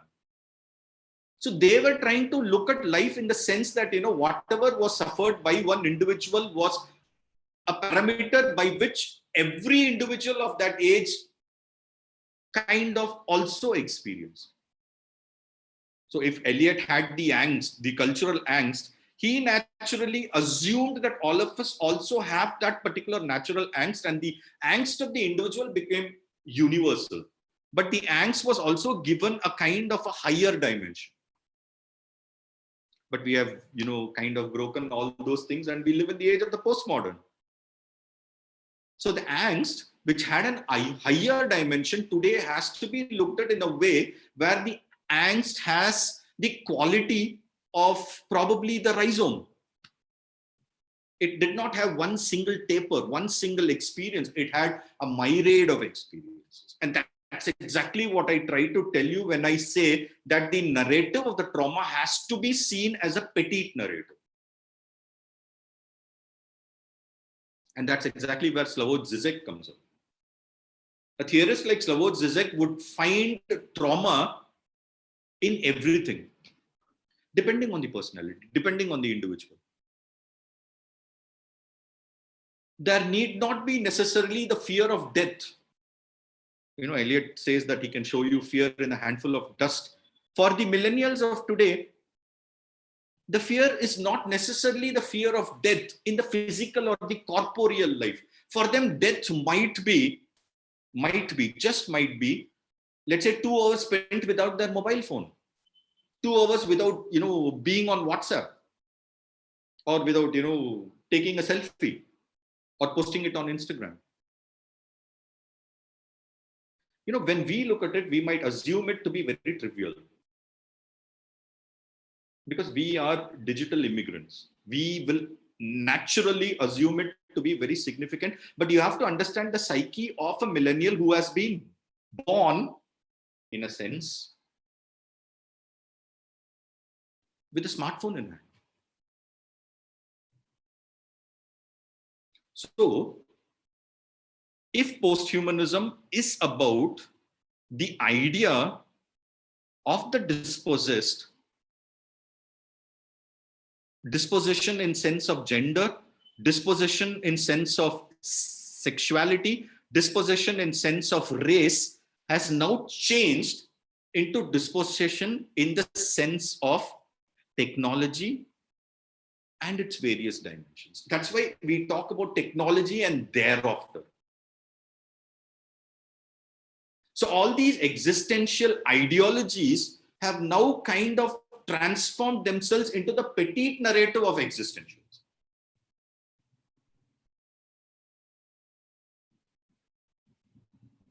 The anthropocentric dimensions which humanity naturally assumed has today kind of broken down and kind of disconverged. There was a convergence earlier, now there is a kind of a disconvergence where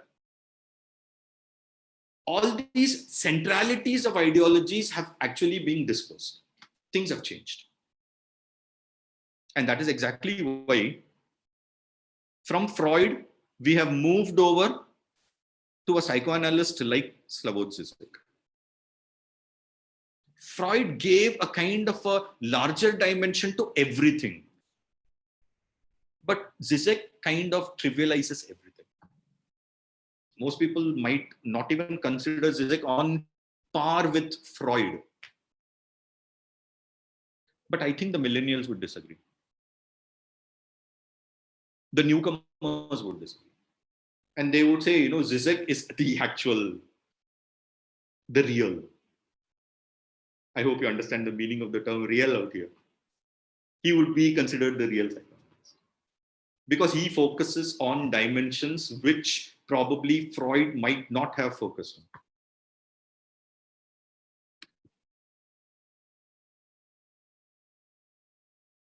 So trauma, we always look at trauma in a very anthropocentric way, right? But I think the trauma studies of today also focuses on the non-human trauma. For example, there was this huge PETA campaign. You can see the image out there. Can you have a look at that? Now that is one of the posters from the PETA campaign. PETA, obviously, it has come so much into the foreground today, and there are a lot of issues which PETA is discussing even in the Indian context and the Indian environment. But look at the larger dimension of what they say. They say this campaign was called Holocaust on Your Plate, and it was a hugely controversial campaign because they had the temerity to kind of equate the Holocaust with, the lives of animals. A section of the people were offended. They said, how can you equate the Holocaust with, non-vegetarianism? You understand the basic premise out there? The premise of both those people, both PETA as well as the offenders, the people who opposed PETA. PETA was trying to tell us that, the trauma of death, probably the biggest trauma for the Westerners might be Holocaust. And for us, as very beautifully Dr. Nayak was presenting, she talked about the trauma of the partition. If they had a Holocaust, we had partition. So that is how we would actually look at trauma, the trauma. But PETA was trying to tell you that, fine, why are you talking only about human experiences as the trauma? What about the everyday life experiences of an animal that has been raised for being on the dinner plate. They were trying to focus on the kind of life experiences which these animals face. They are called the meat plate animals. These are animals which are born, bred purely for finding themselves on the plate. So in a sense, if they are brought up in a farm, that farm is the concentration camp for them. A lot of people disagree. You understand the basic problem here? When they disagree, they said only a human experience can be central. So trauma, when it comes of the human type, only that is central, only that is serious, only that is concentrated. The trauma of the other, by other, I mean the other living organisms, the other living beings. Maybe I shouldn't use the word beings here. A lot of people will actually have a problem with the word being, because being is actually kind of, synonymous only with humans. But Peter says that a being is a being, whether it's a human or a non-human. I know a lot of people will have a lot of different ways of looking at it. They would say that animals do not have that kind of a sensibility. They would not understand that. Only humans, it's all because of Descartes. He has come up with this ideology that only we are the superior beings. We won't like to use the word animals with us. Right? So he says, we are the superior. We have logic. We have rational. We have a thinking mind. Therefore, he distinguished us from the animals. Now, the kind of rationality that was applied there, the anthropocentric rationality that was applied there, kind of made us look at trauma as only a trauma that can be understood by humans. And we always have a breakup even there, even among humans, we have categories. Only this human will understand. This human might not understand. We have various hierarchies for that also. But the central problem starts from the fact that every theory of ours was anthropocentric. But trauma might like to go a bit forward and try to look at how even non-humanity might have a kind of a traumatic process in itself. So that is exactly where, Peter's Holocaust on your plate comes into focus, or something like J.M. Coetzee. J.M. Coetzee, we know, has focused a lot of human traumatic experiences, but in the lives of animals, he has focused on the non-human traumatic experiences also. He also equated the lives of animals with the Holocaust experience, which again was rejected by a lot of people. Now, what I am basically trying to look at or make the participants ponder is that sometimes our rational mind is limited.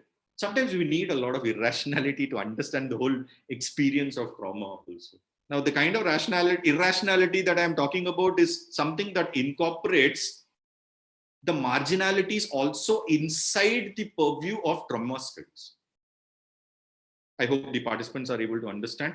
It's not about the human trauma or the human traumatic experience in itself. It's also about the experience of the other. I think that is absolutely essential in times of today, because the experiences of the other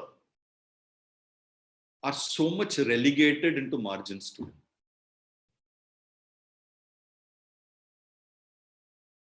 And it's not just about the way we look at living organisms.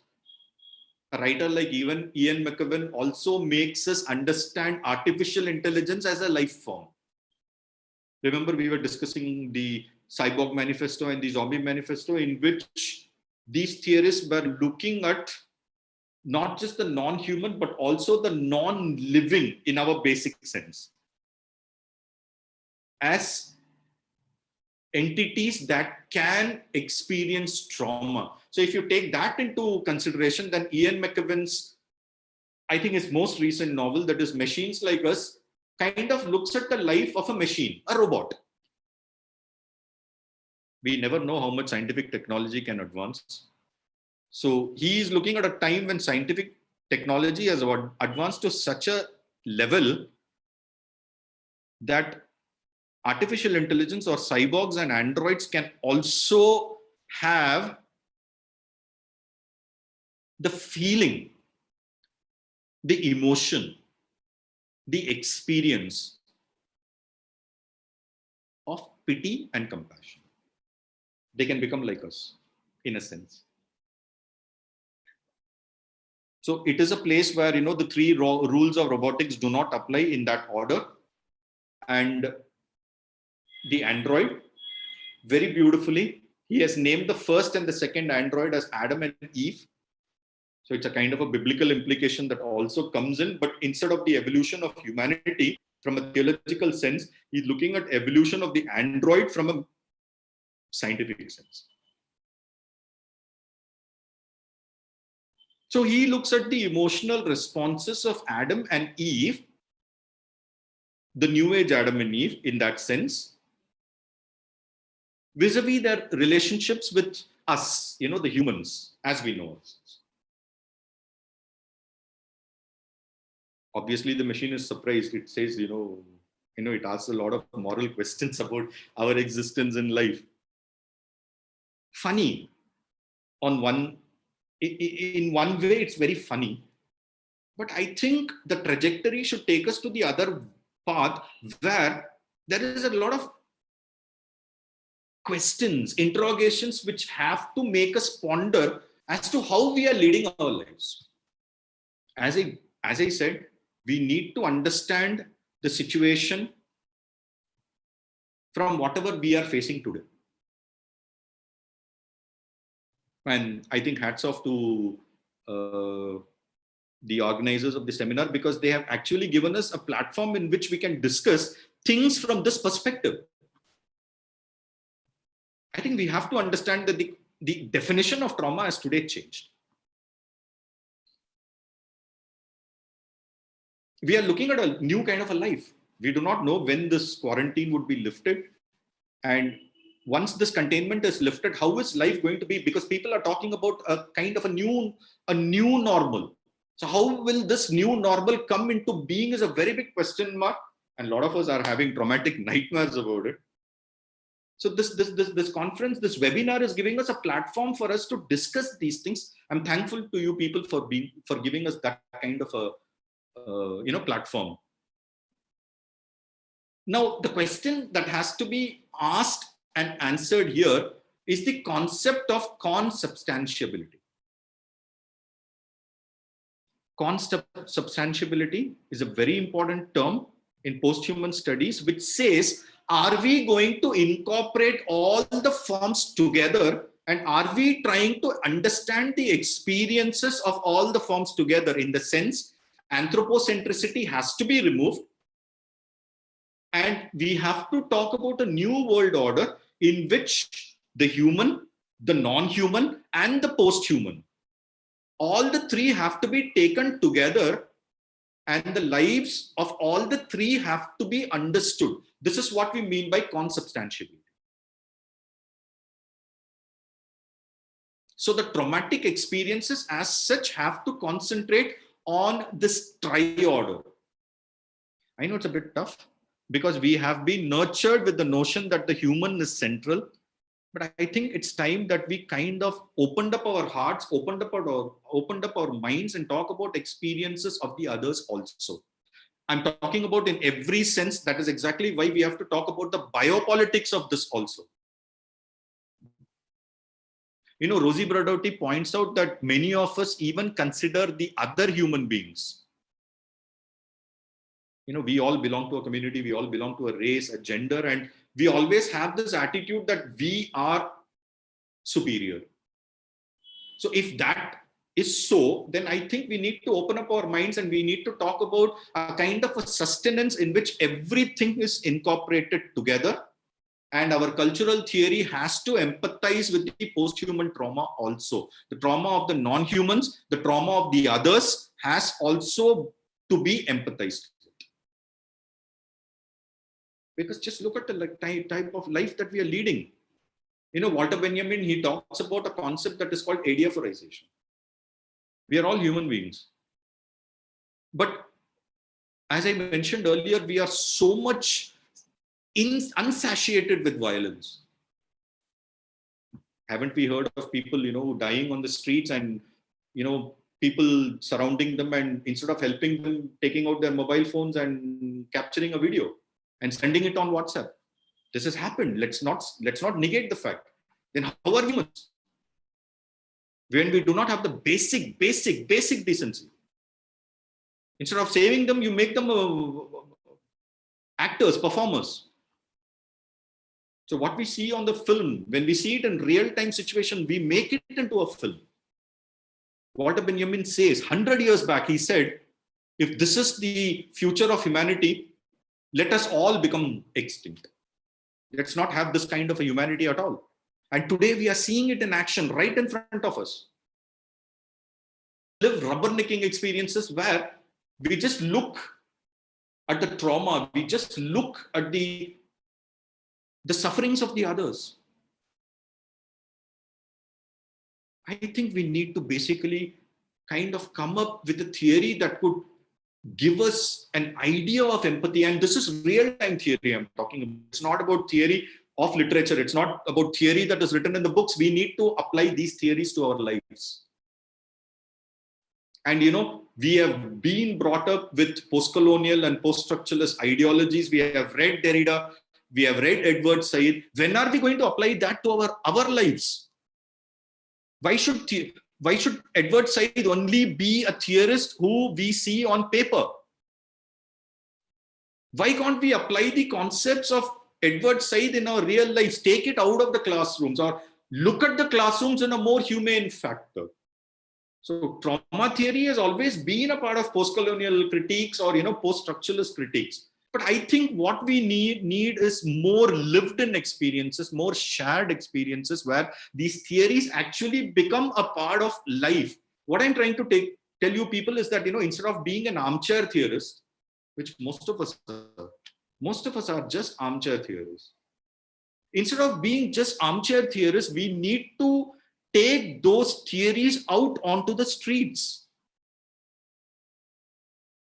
I'm not talking about a revolution in that sense. I'm talking about a revolution in the sense that we need to apply those things in our lives. I mean, Said and Gandhi, both of them are post-colonials, right? But Said's post-coloniality was only as an academic exercise. It was only in the armchair, where Gandhi took it to the streets. I'm talking about that kind of a post-colonial attitude. We need that kind of a post-colonial ideology in which the theory of trauma can be applied to real life situations. That's the point that I was trying to make. In the field of literature, post-human realms are many. And especially, we are talking about research in so many different dimensions. I think for the students of today, their research needs to be on the contemporary issues also. Dr. Vaishali Nayak was talking about a new kind of literature which can come up, pandemic literature. Absolutely true. There are studies on pandemic literature actually happening. Webinars are being conducted on pandemic literature. We have been given an opportunity to talk about it here, right? Maybe we should look at the other dimensions of that also. Maybe we can apply our critiques into these new literatures also, because when we analyze only the old literatures, only the canonical literatures, what we are doing is a grave injustice to our students.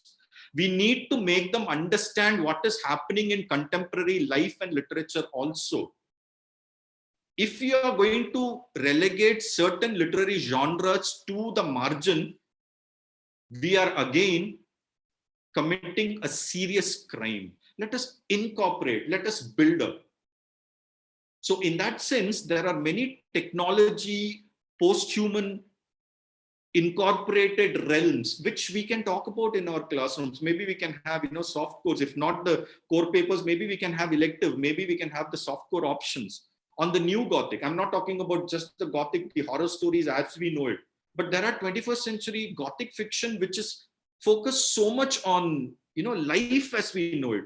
I've just given you an example there. Frankenstein, we know, is the canonical text in Gothic literature, Mary Shelley's Frankenstein. But today, a writer like Ahmed Sadawi has come up with a novel that is called Frankenstein in Baghdad. So it's not the Western imperialist kind of Frankenstein. It's the post-colonial Frankenstein, which is situated in the violent, strife-ridden streets of Baghdad. Remember, I was talking about the zombie manifesto. Here, the human, a Tehranian, a Baghdadian, can be seen as a Frankenstein, because what kind of a life is he existing in?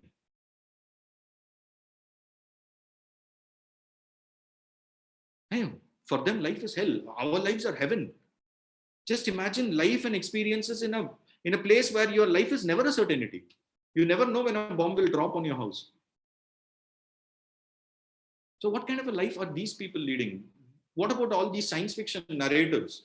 So much of science fiction, exciting science fiction has come today, and today's science fiction is not the kind of science fiction which was only about entertainment. Today we have science fiction writers who look at society in a very different dimension. Or the mashups of today, or the digital narratives of today. I'm just, this is just the tip of the iceberg. Unfortunately, many of our students do not even know that these kind of genres exist. They must have seen it in movies. They must have seen it in, on their television screens, but it's there in literature.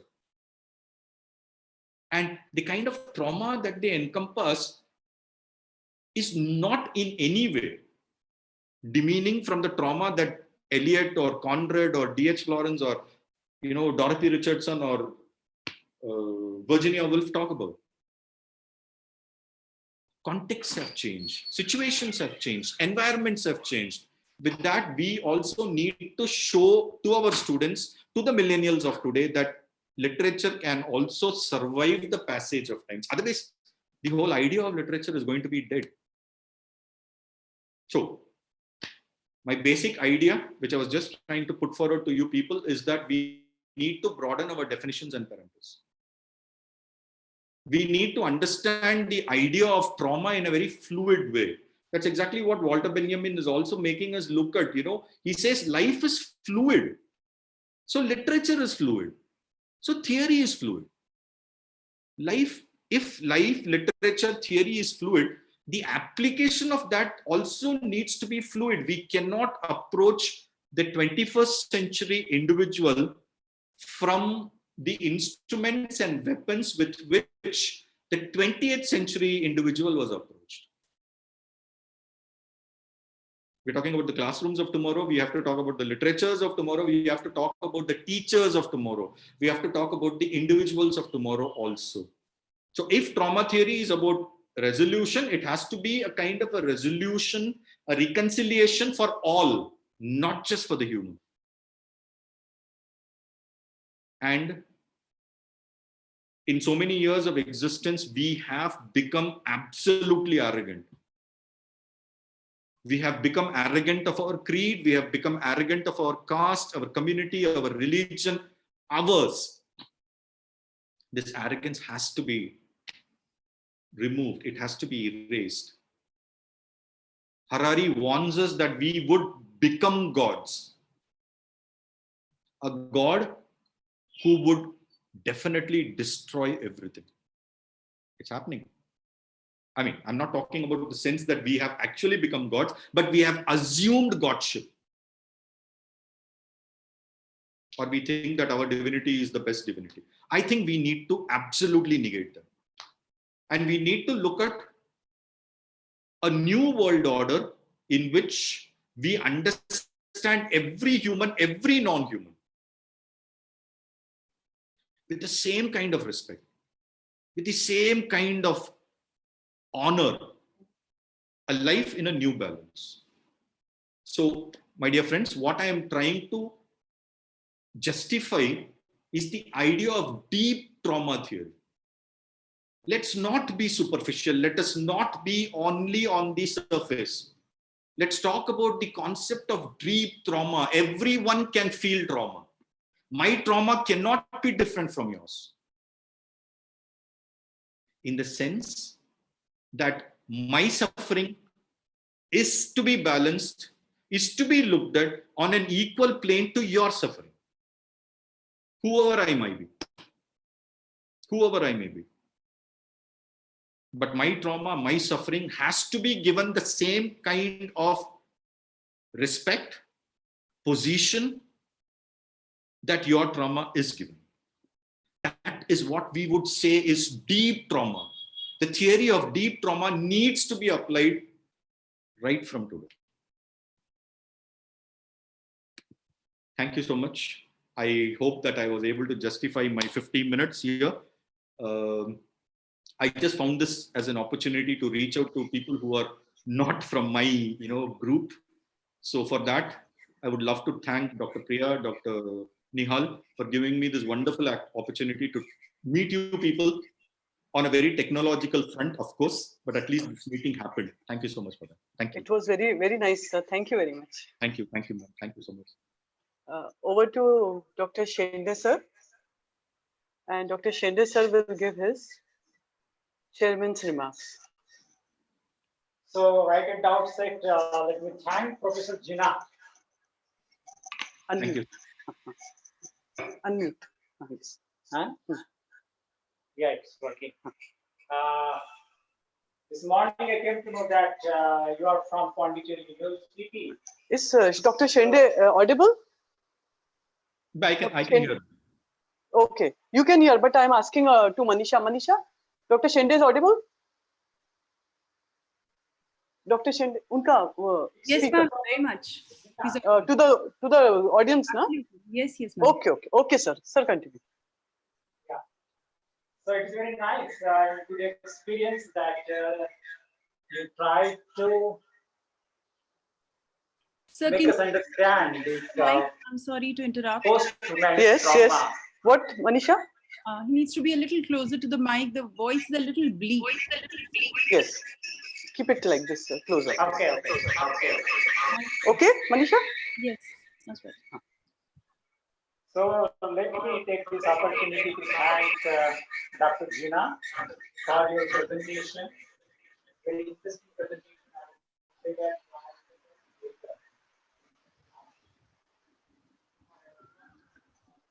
Sir, का सुने तो रहे So you're not audible, sir. No. वो उनका mic का देखो ना. Can you use earphones, headphones if you have?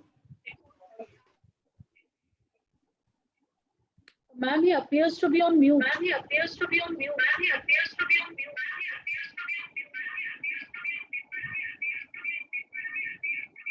You will have to unmute from his side. Yes. Hello, Dr. Jina. Do you get me? Dr. Jina? Yes. Do you get me properly? Yes. So I want to thank you. I just was very much happy to know that you are from Pondicherry University. When I used to make a frequent visit to Pondicherry University, maybe 20 to 30 years back, when Professor Balaswamy was there, Dr. Natarajan used to be there in the Department of English, Pondicherry University. So that's very interesting. But look at what is the most important thing I would like to tell you that, and so many critics in Maharashtra also, they are speaking that what we are going to expect in the post-pandemic period. When,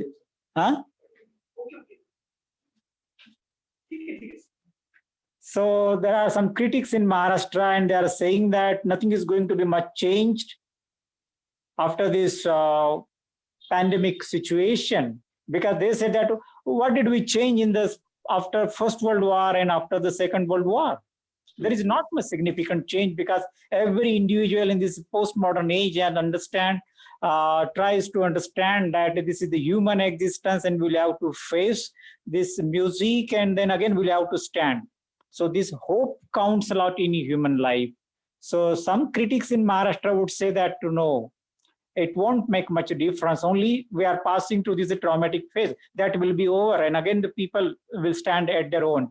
And therefore, your concern also with why we have lost too much of humanity. But let me tell you, there is one movie. You are speaking about the zombie culture and all that, but there is one more important movie. That movie's name is Blade.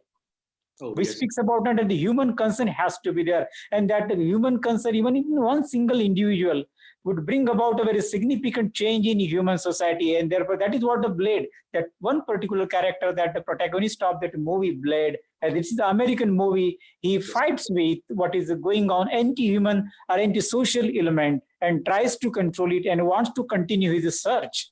And he goes further and further. So that hope is very important. Because if we speak about the loss of human qualities in the age of the cyborgs and the android, you will see that the loss of human qualities, of course, is dominated by non-human qualities.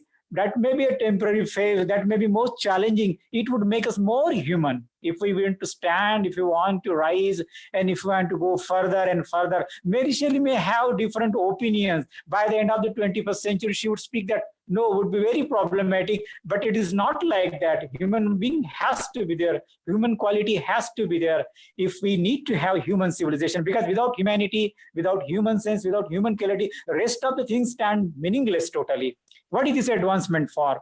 What is this IT sector for? What is this business for? What is this materialistic prosperity for? If human society, who is going to enjoy? Android and the cyborgs are going to enjoy this. Therefore, it is very essential to see that how we are going to maintain. And I'm sure that humanity has to be there. Maybe little amount it, but it would surpass almost every aspect of inhuman elements in human life. So once again, I take this opportunity, Professor Gina. Thank you very much for your nice presentation. Thank you very much.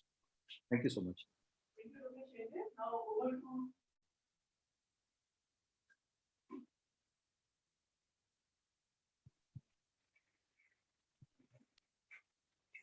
Thank you, Dr. Shende. Now, the official Thanksgiving by Dr. and summing up by Dr. Nihal Sheikh. Dr. Nihal.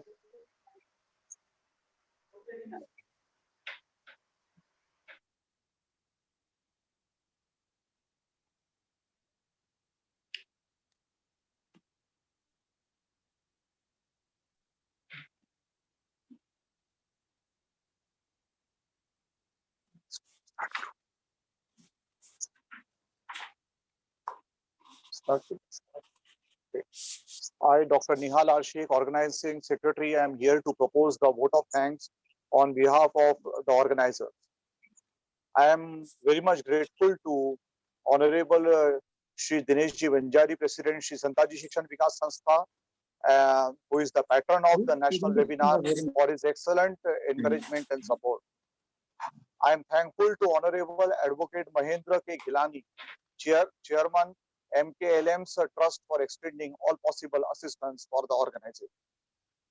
I am extremely thankful to Dr. Vaishali Naik, Associate Professor, Liberal Arts, Interdisciplinary School of Science, Savitribai Phule, Pune University, for the most enlightening lecture on From Rupture to Repair. Her guidance has made us explore new approaches towards the theme. I am grateful to Dr. Urmila Dabir, Chairman, Board of Studies, English, RTM Nagpur City, Nagpur, for chairing the first plenary session and for the guidance provided as member of the advisory committee. I would like to extend my thanks to Dr. Abdul Muhammad Ali Jinnah, Associate Professor, Department of English, Jamal Muhammad College, Trichy, for his insightful presentation on technology and thereafter theorizing post-humanist trauma. His presentation has made us understand the theme from a fresh perspective.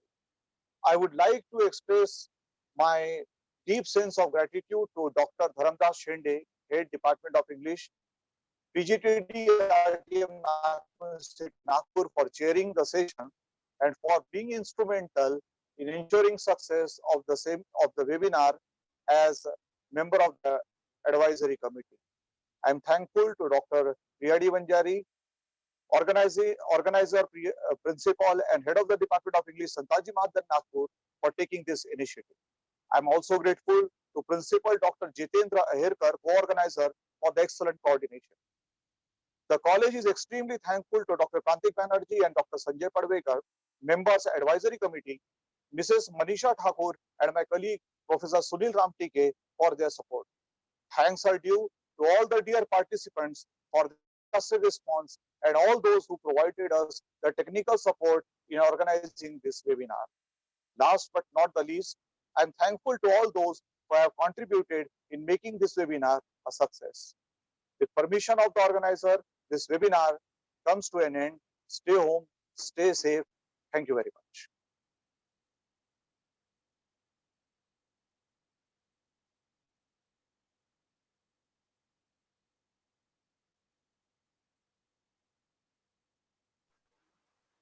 Jinnah sir, thank you very much. Over to Manisha madam. Thank you, Over to ma'am. Manisha. Over Yes. to Vaishali ma'am, Yes. thank you very much. This was I'll be in really touch. Thank you so much. I'll be in touch with Jinnah sir also. Sure, ma'am. Please do. Over to Manisha ma'am. Thank you so much, Priya ma'am. Thank you so much, everyone. It was exceptionally overwhelming for me. And generally, my role is to ensure that technical support is there, to ensure that educators have a platform to deliver the wisdom that they have, on a daily basis. For me, this time it was really different. Jinnah sir, Urmila ma'am, it was really overwhelming for a technical person. I'm an entrepreneur. The technology part of what we discussed in Jinnah sir's discussion, we heard.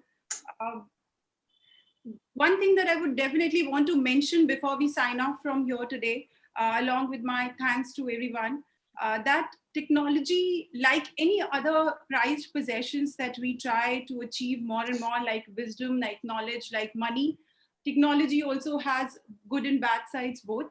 And all the problems that we discussed, that trauma that is caused by technology, technology also brings in capability to remove those problems and solve many other traumatizing psychological challenges that our kids, our millennials, our youth, our general population is facing.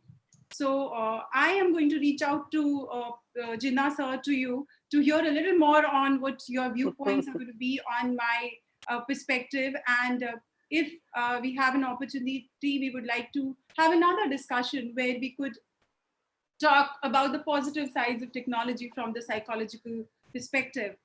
Sorry to interrupt you, Manisha ma'am, but there are many questions. So both the panelists have very many questions from the participants. When will they address? So we'll go live in 5 minutes. Okay, sir.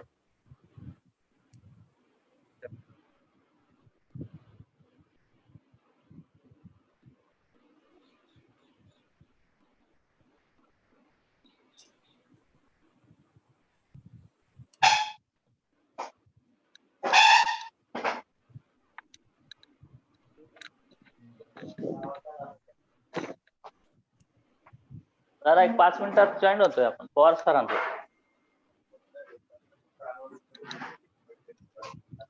हा हा नाही त्यांच्या अगोदर तुम्हाला बोलावं. हा ठीक. हा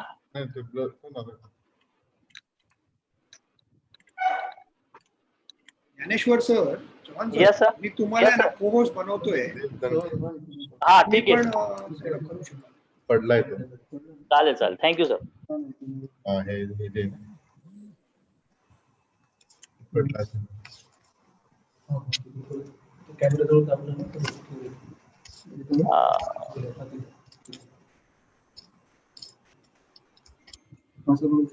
पण तो होते ना तसं त्याला कनेक्शन देतो.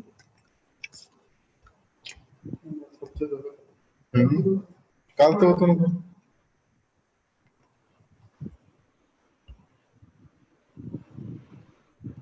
BSNL कनेक्टेड दाखव. थांब नवीन आहे.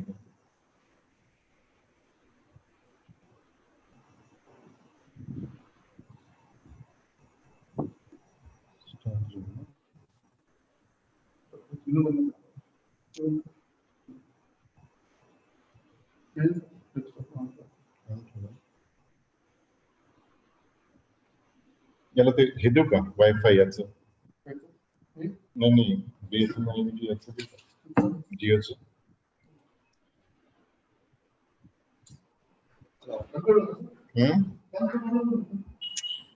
असं असतं ते त्याला कळतं.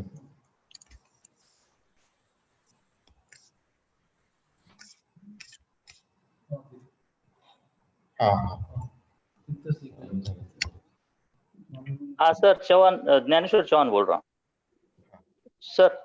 ते आता हे चालू आहे ऑनलाईन आपलं, याच्यात जॉईन व्हायचं असेल तर काय करायचं, डिस्कनेक्ट होऊन जातं माणूस.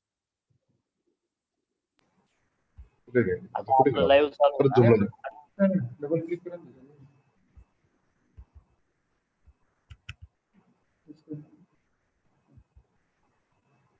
हा, कठीण आहे बाबा. Friends wants to know, and actually I wanted to be what all technologies they will get, and you can mention each and every detail regarding the certificates also in summing up. Sure, ma'am. So we can address the questions since we've already announced the closure of the session. We can take the questions in the group that we have made. So I'd request participants to frame their questions and ask mention the respective resource person, the speakers they want to address their questions to. We will also be sharing a quiz link, which we announced in the beginning of the session. Which will be based on the topics that were put across by our speakers. That will be mandatory for the participants to win certificates.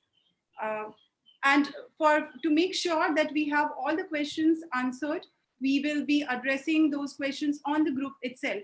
So feel free, put your questions there. We will open it for participants to have their messages put across in the groups. Manisha ma'am, total, I think at a time the strength was more than 264. Am I correct? We reached 200-300 count of participants live watching us at one point of time when we were live. It's a very good figure, sir. Thanks to both the speakers and panelists, and of course the chairpersons. We had a very grand success, and of course streamless reception, and everything was very well managed by your company. Thanks to you. Thank you so much, ma'am. We would like to always be there to help you with technology in any terms for our educators, for our institutes, for the fraternity. We are obliged to be able to serve you with technology for the requirements that you may have. It was. Thank you to EdFly Learning, isn't it? Yes, ma'am. Thank you. Thank you so much. Thank you once again. We sign off from here. For any questions, please put your questions in the group, as we said. Thank you, panel members. Thank you, speakers. Thank you. Thank you. Thank you so much. Thank you. Thank you. Thank you.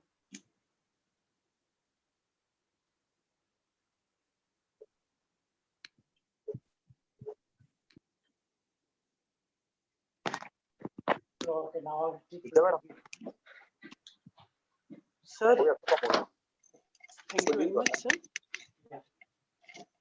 One second.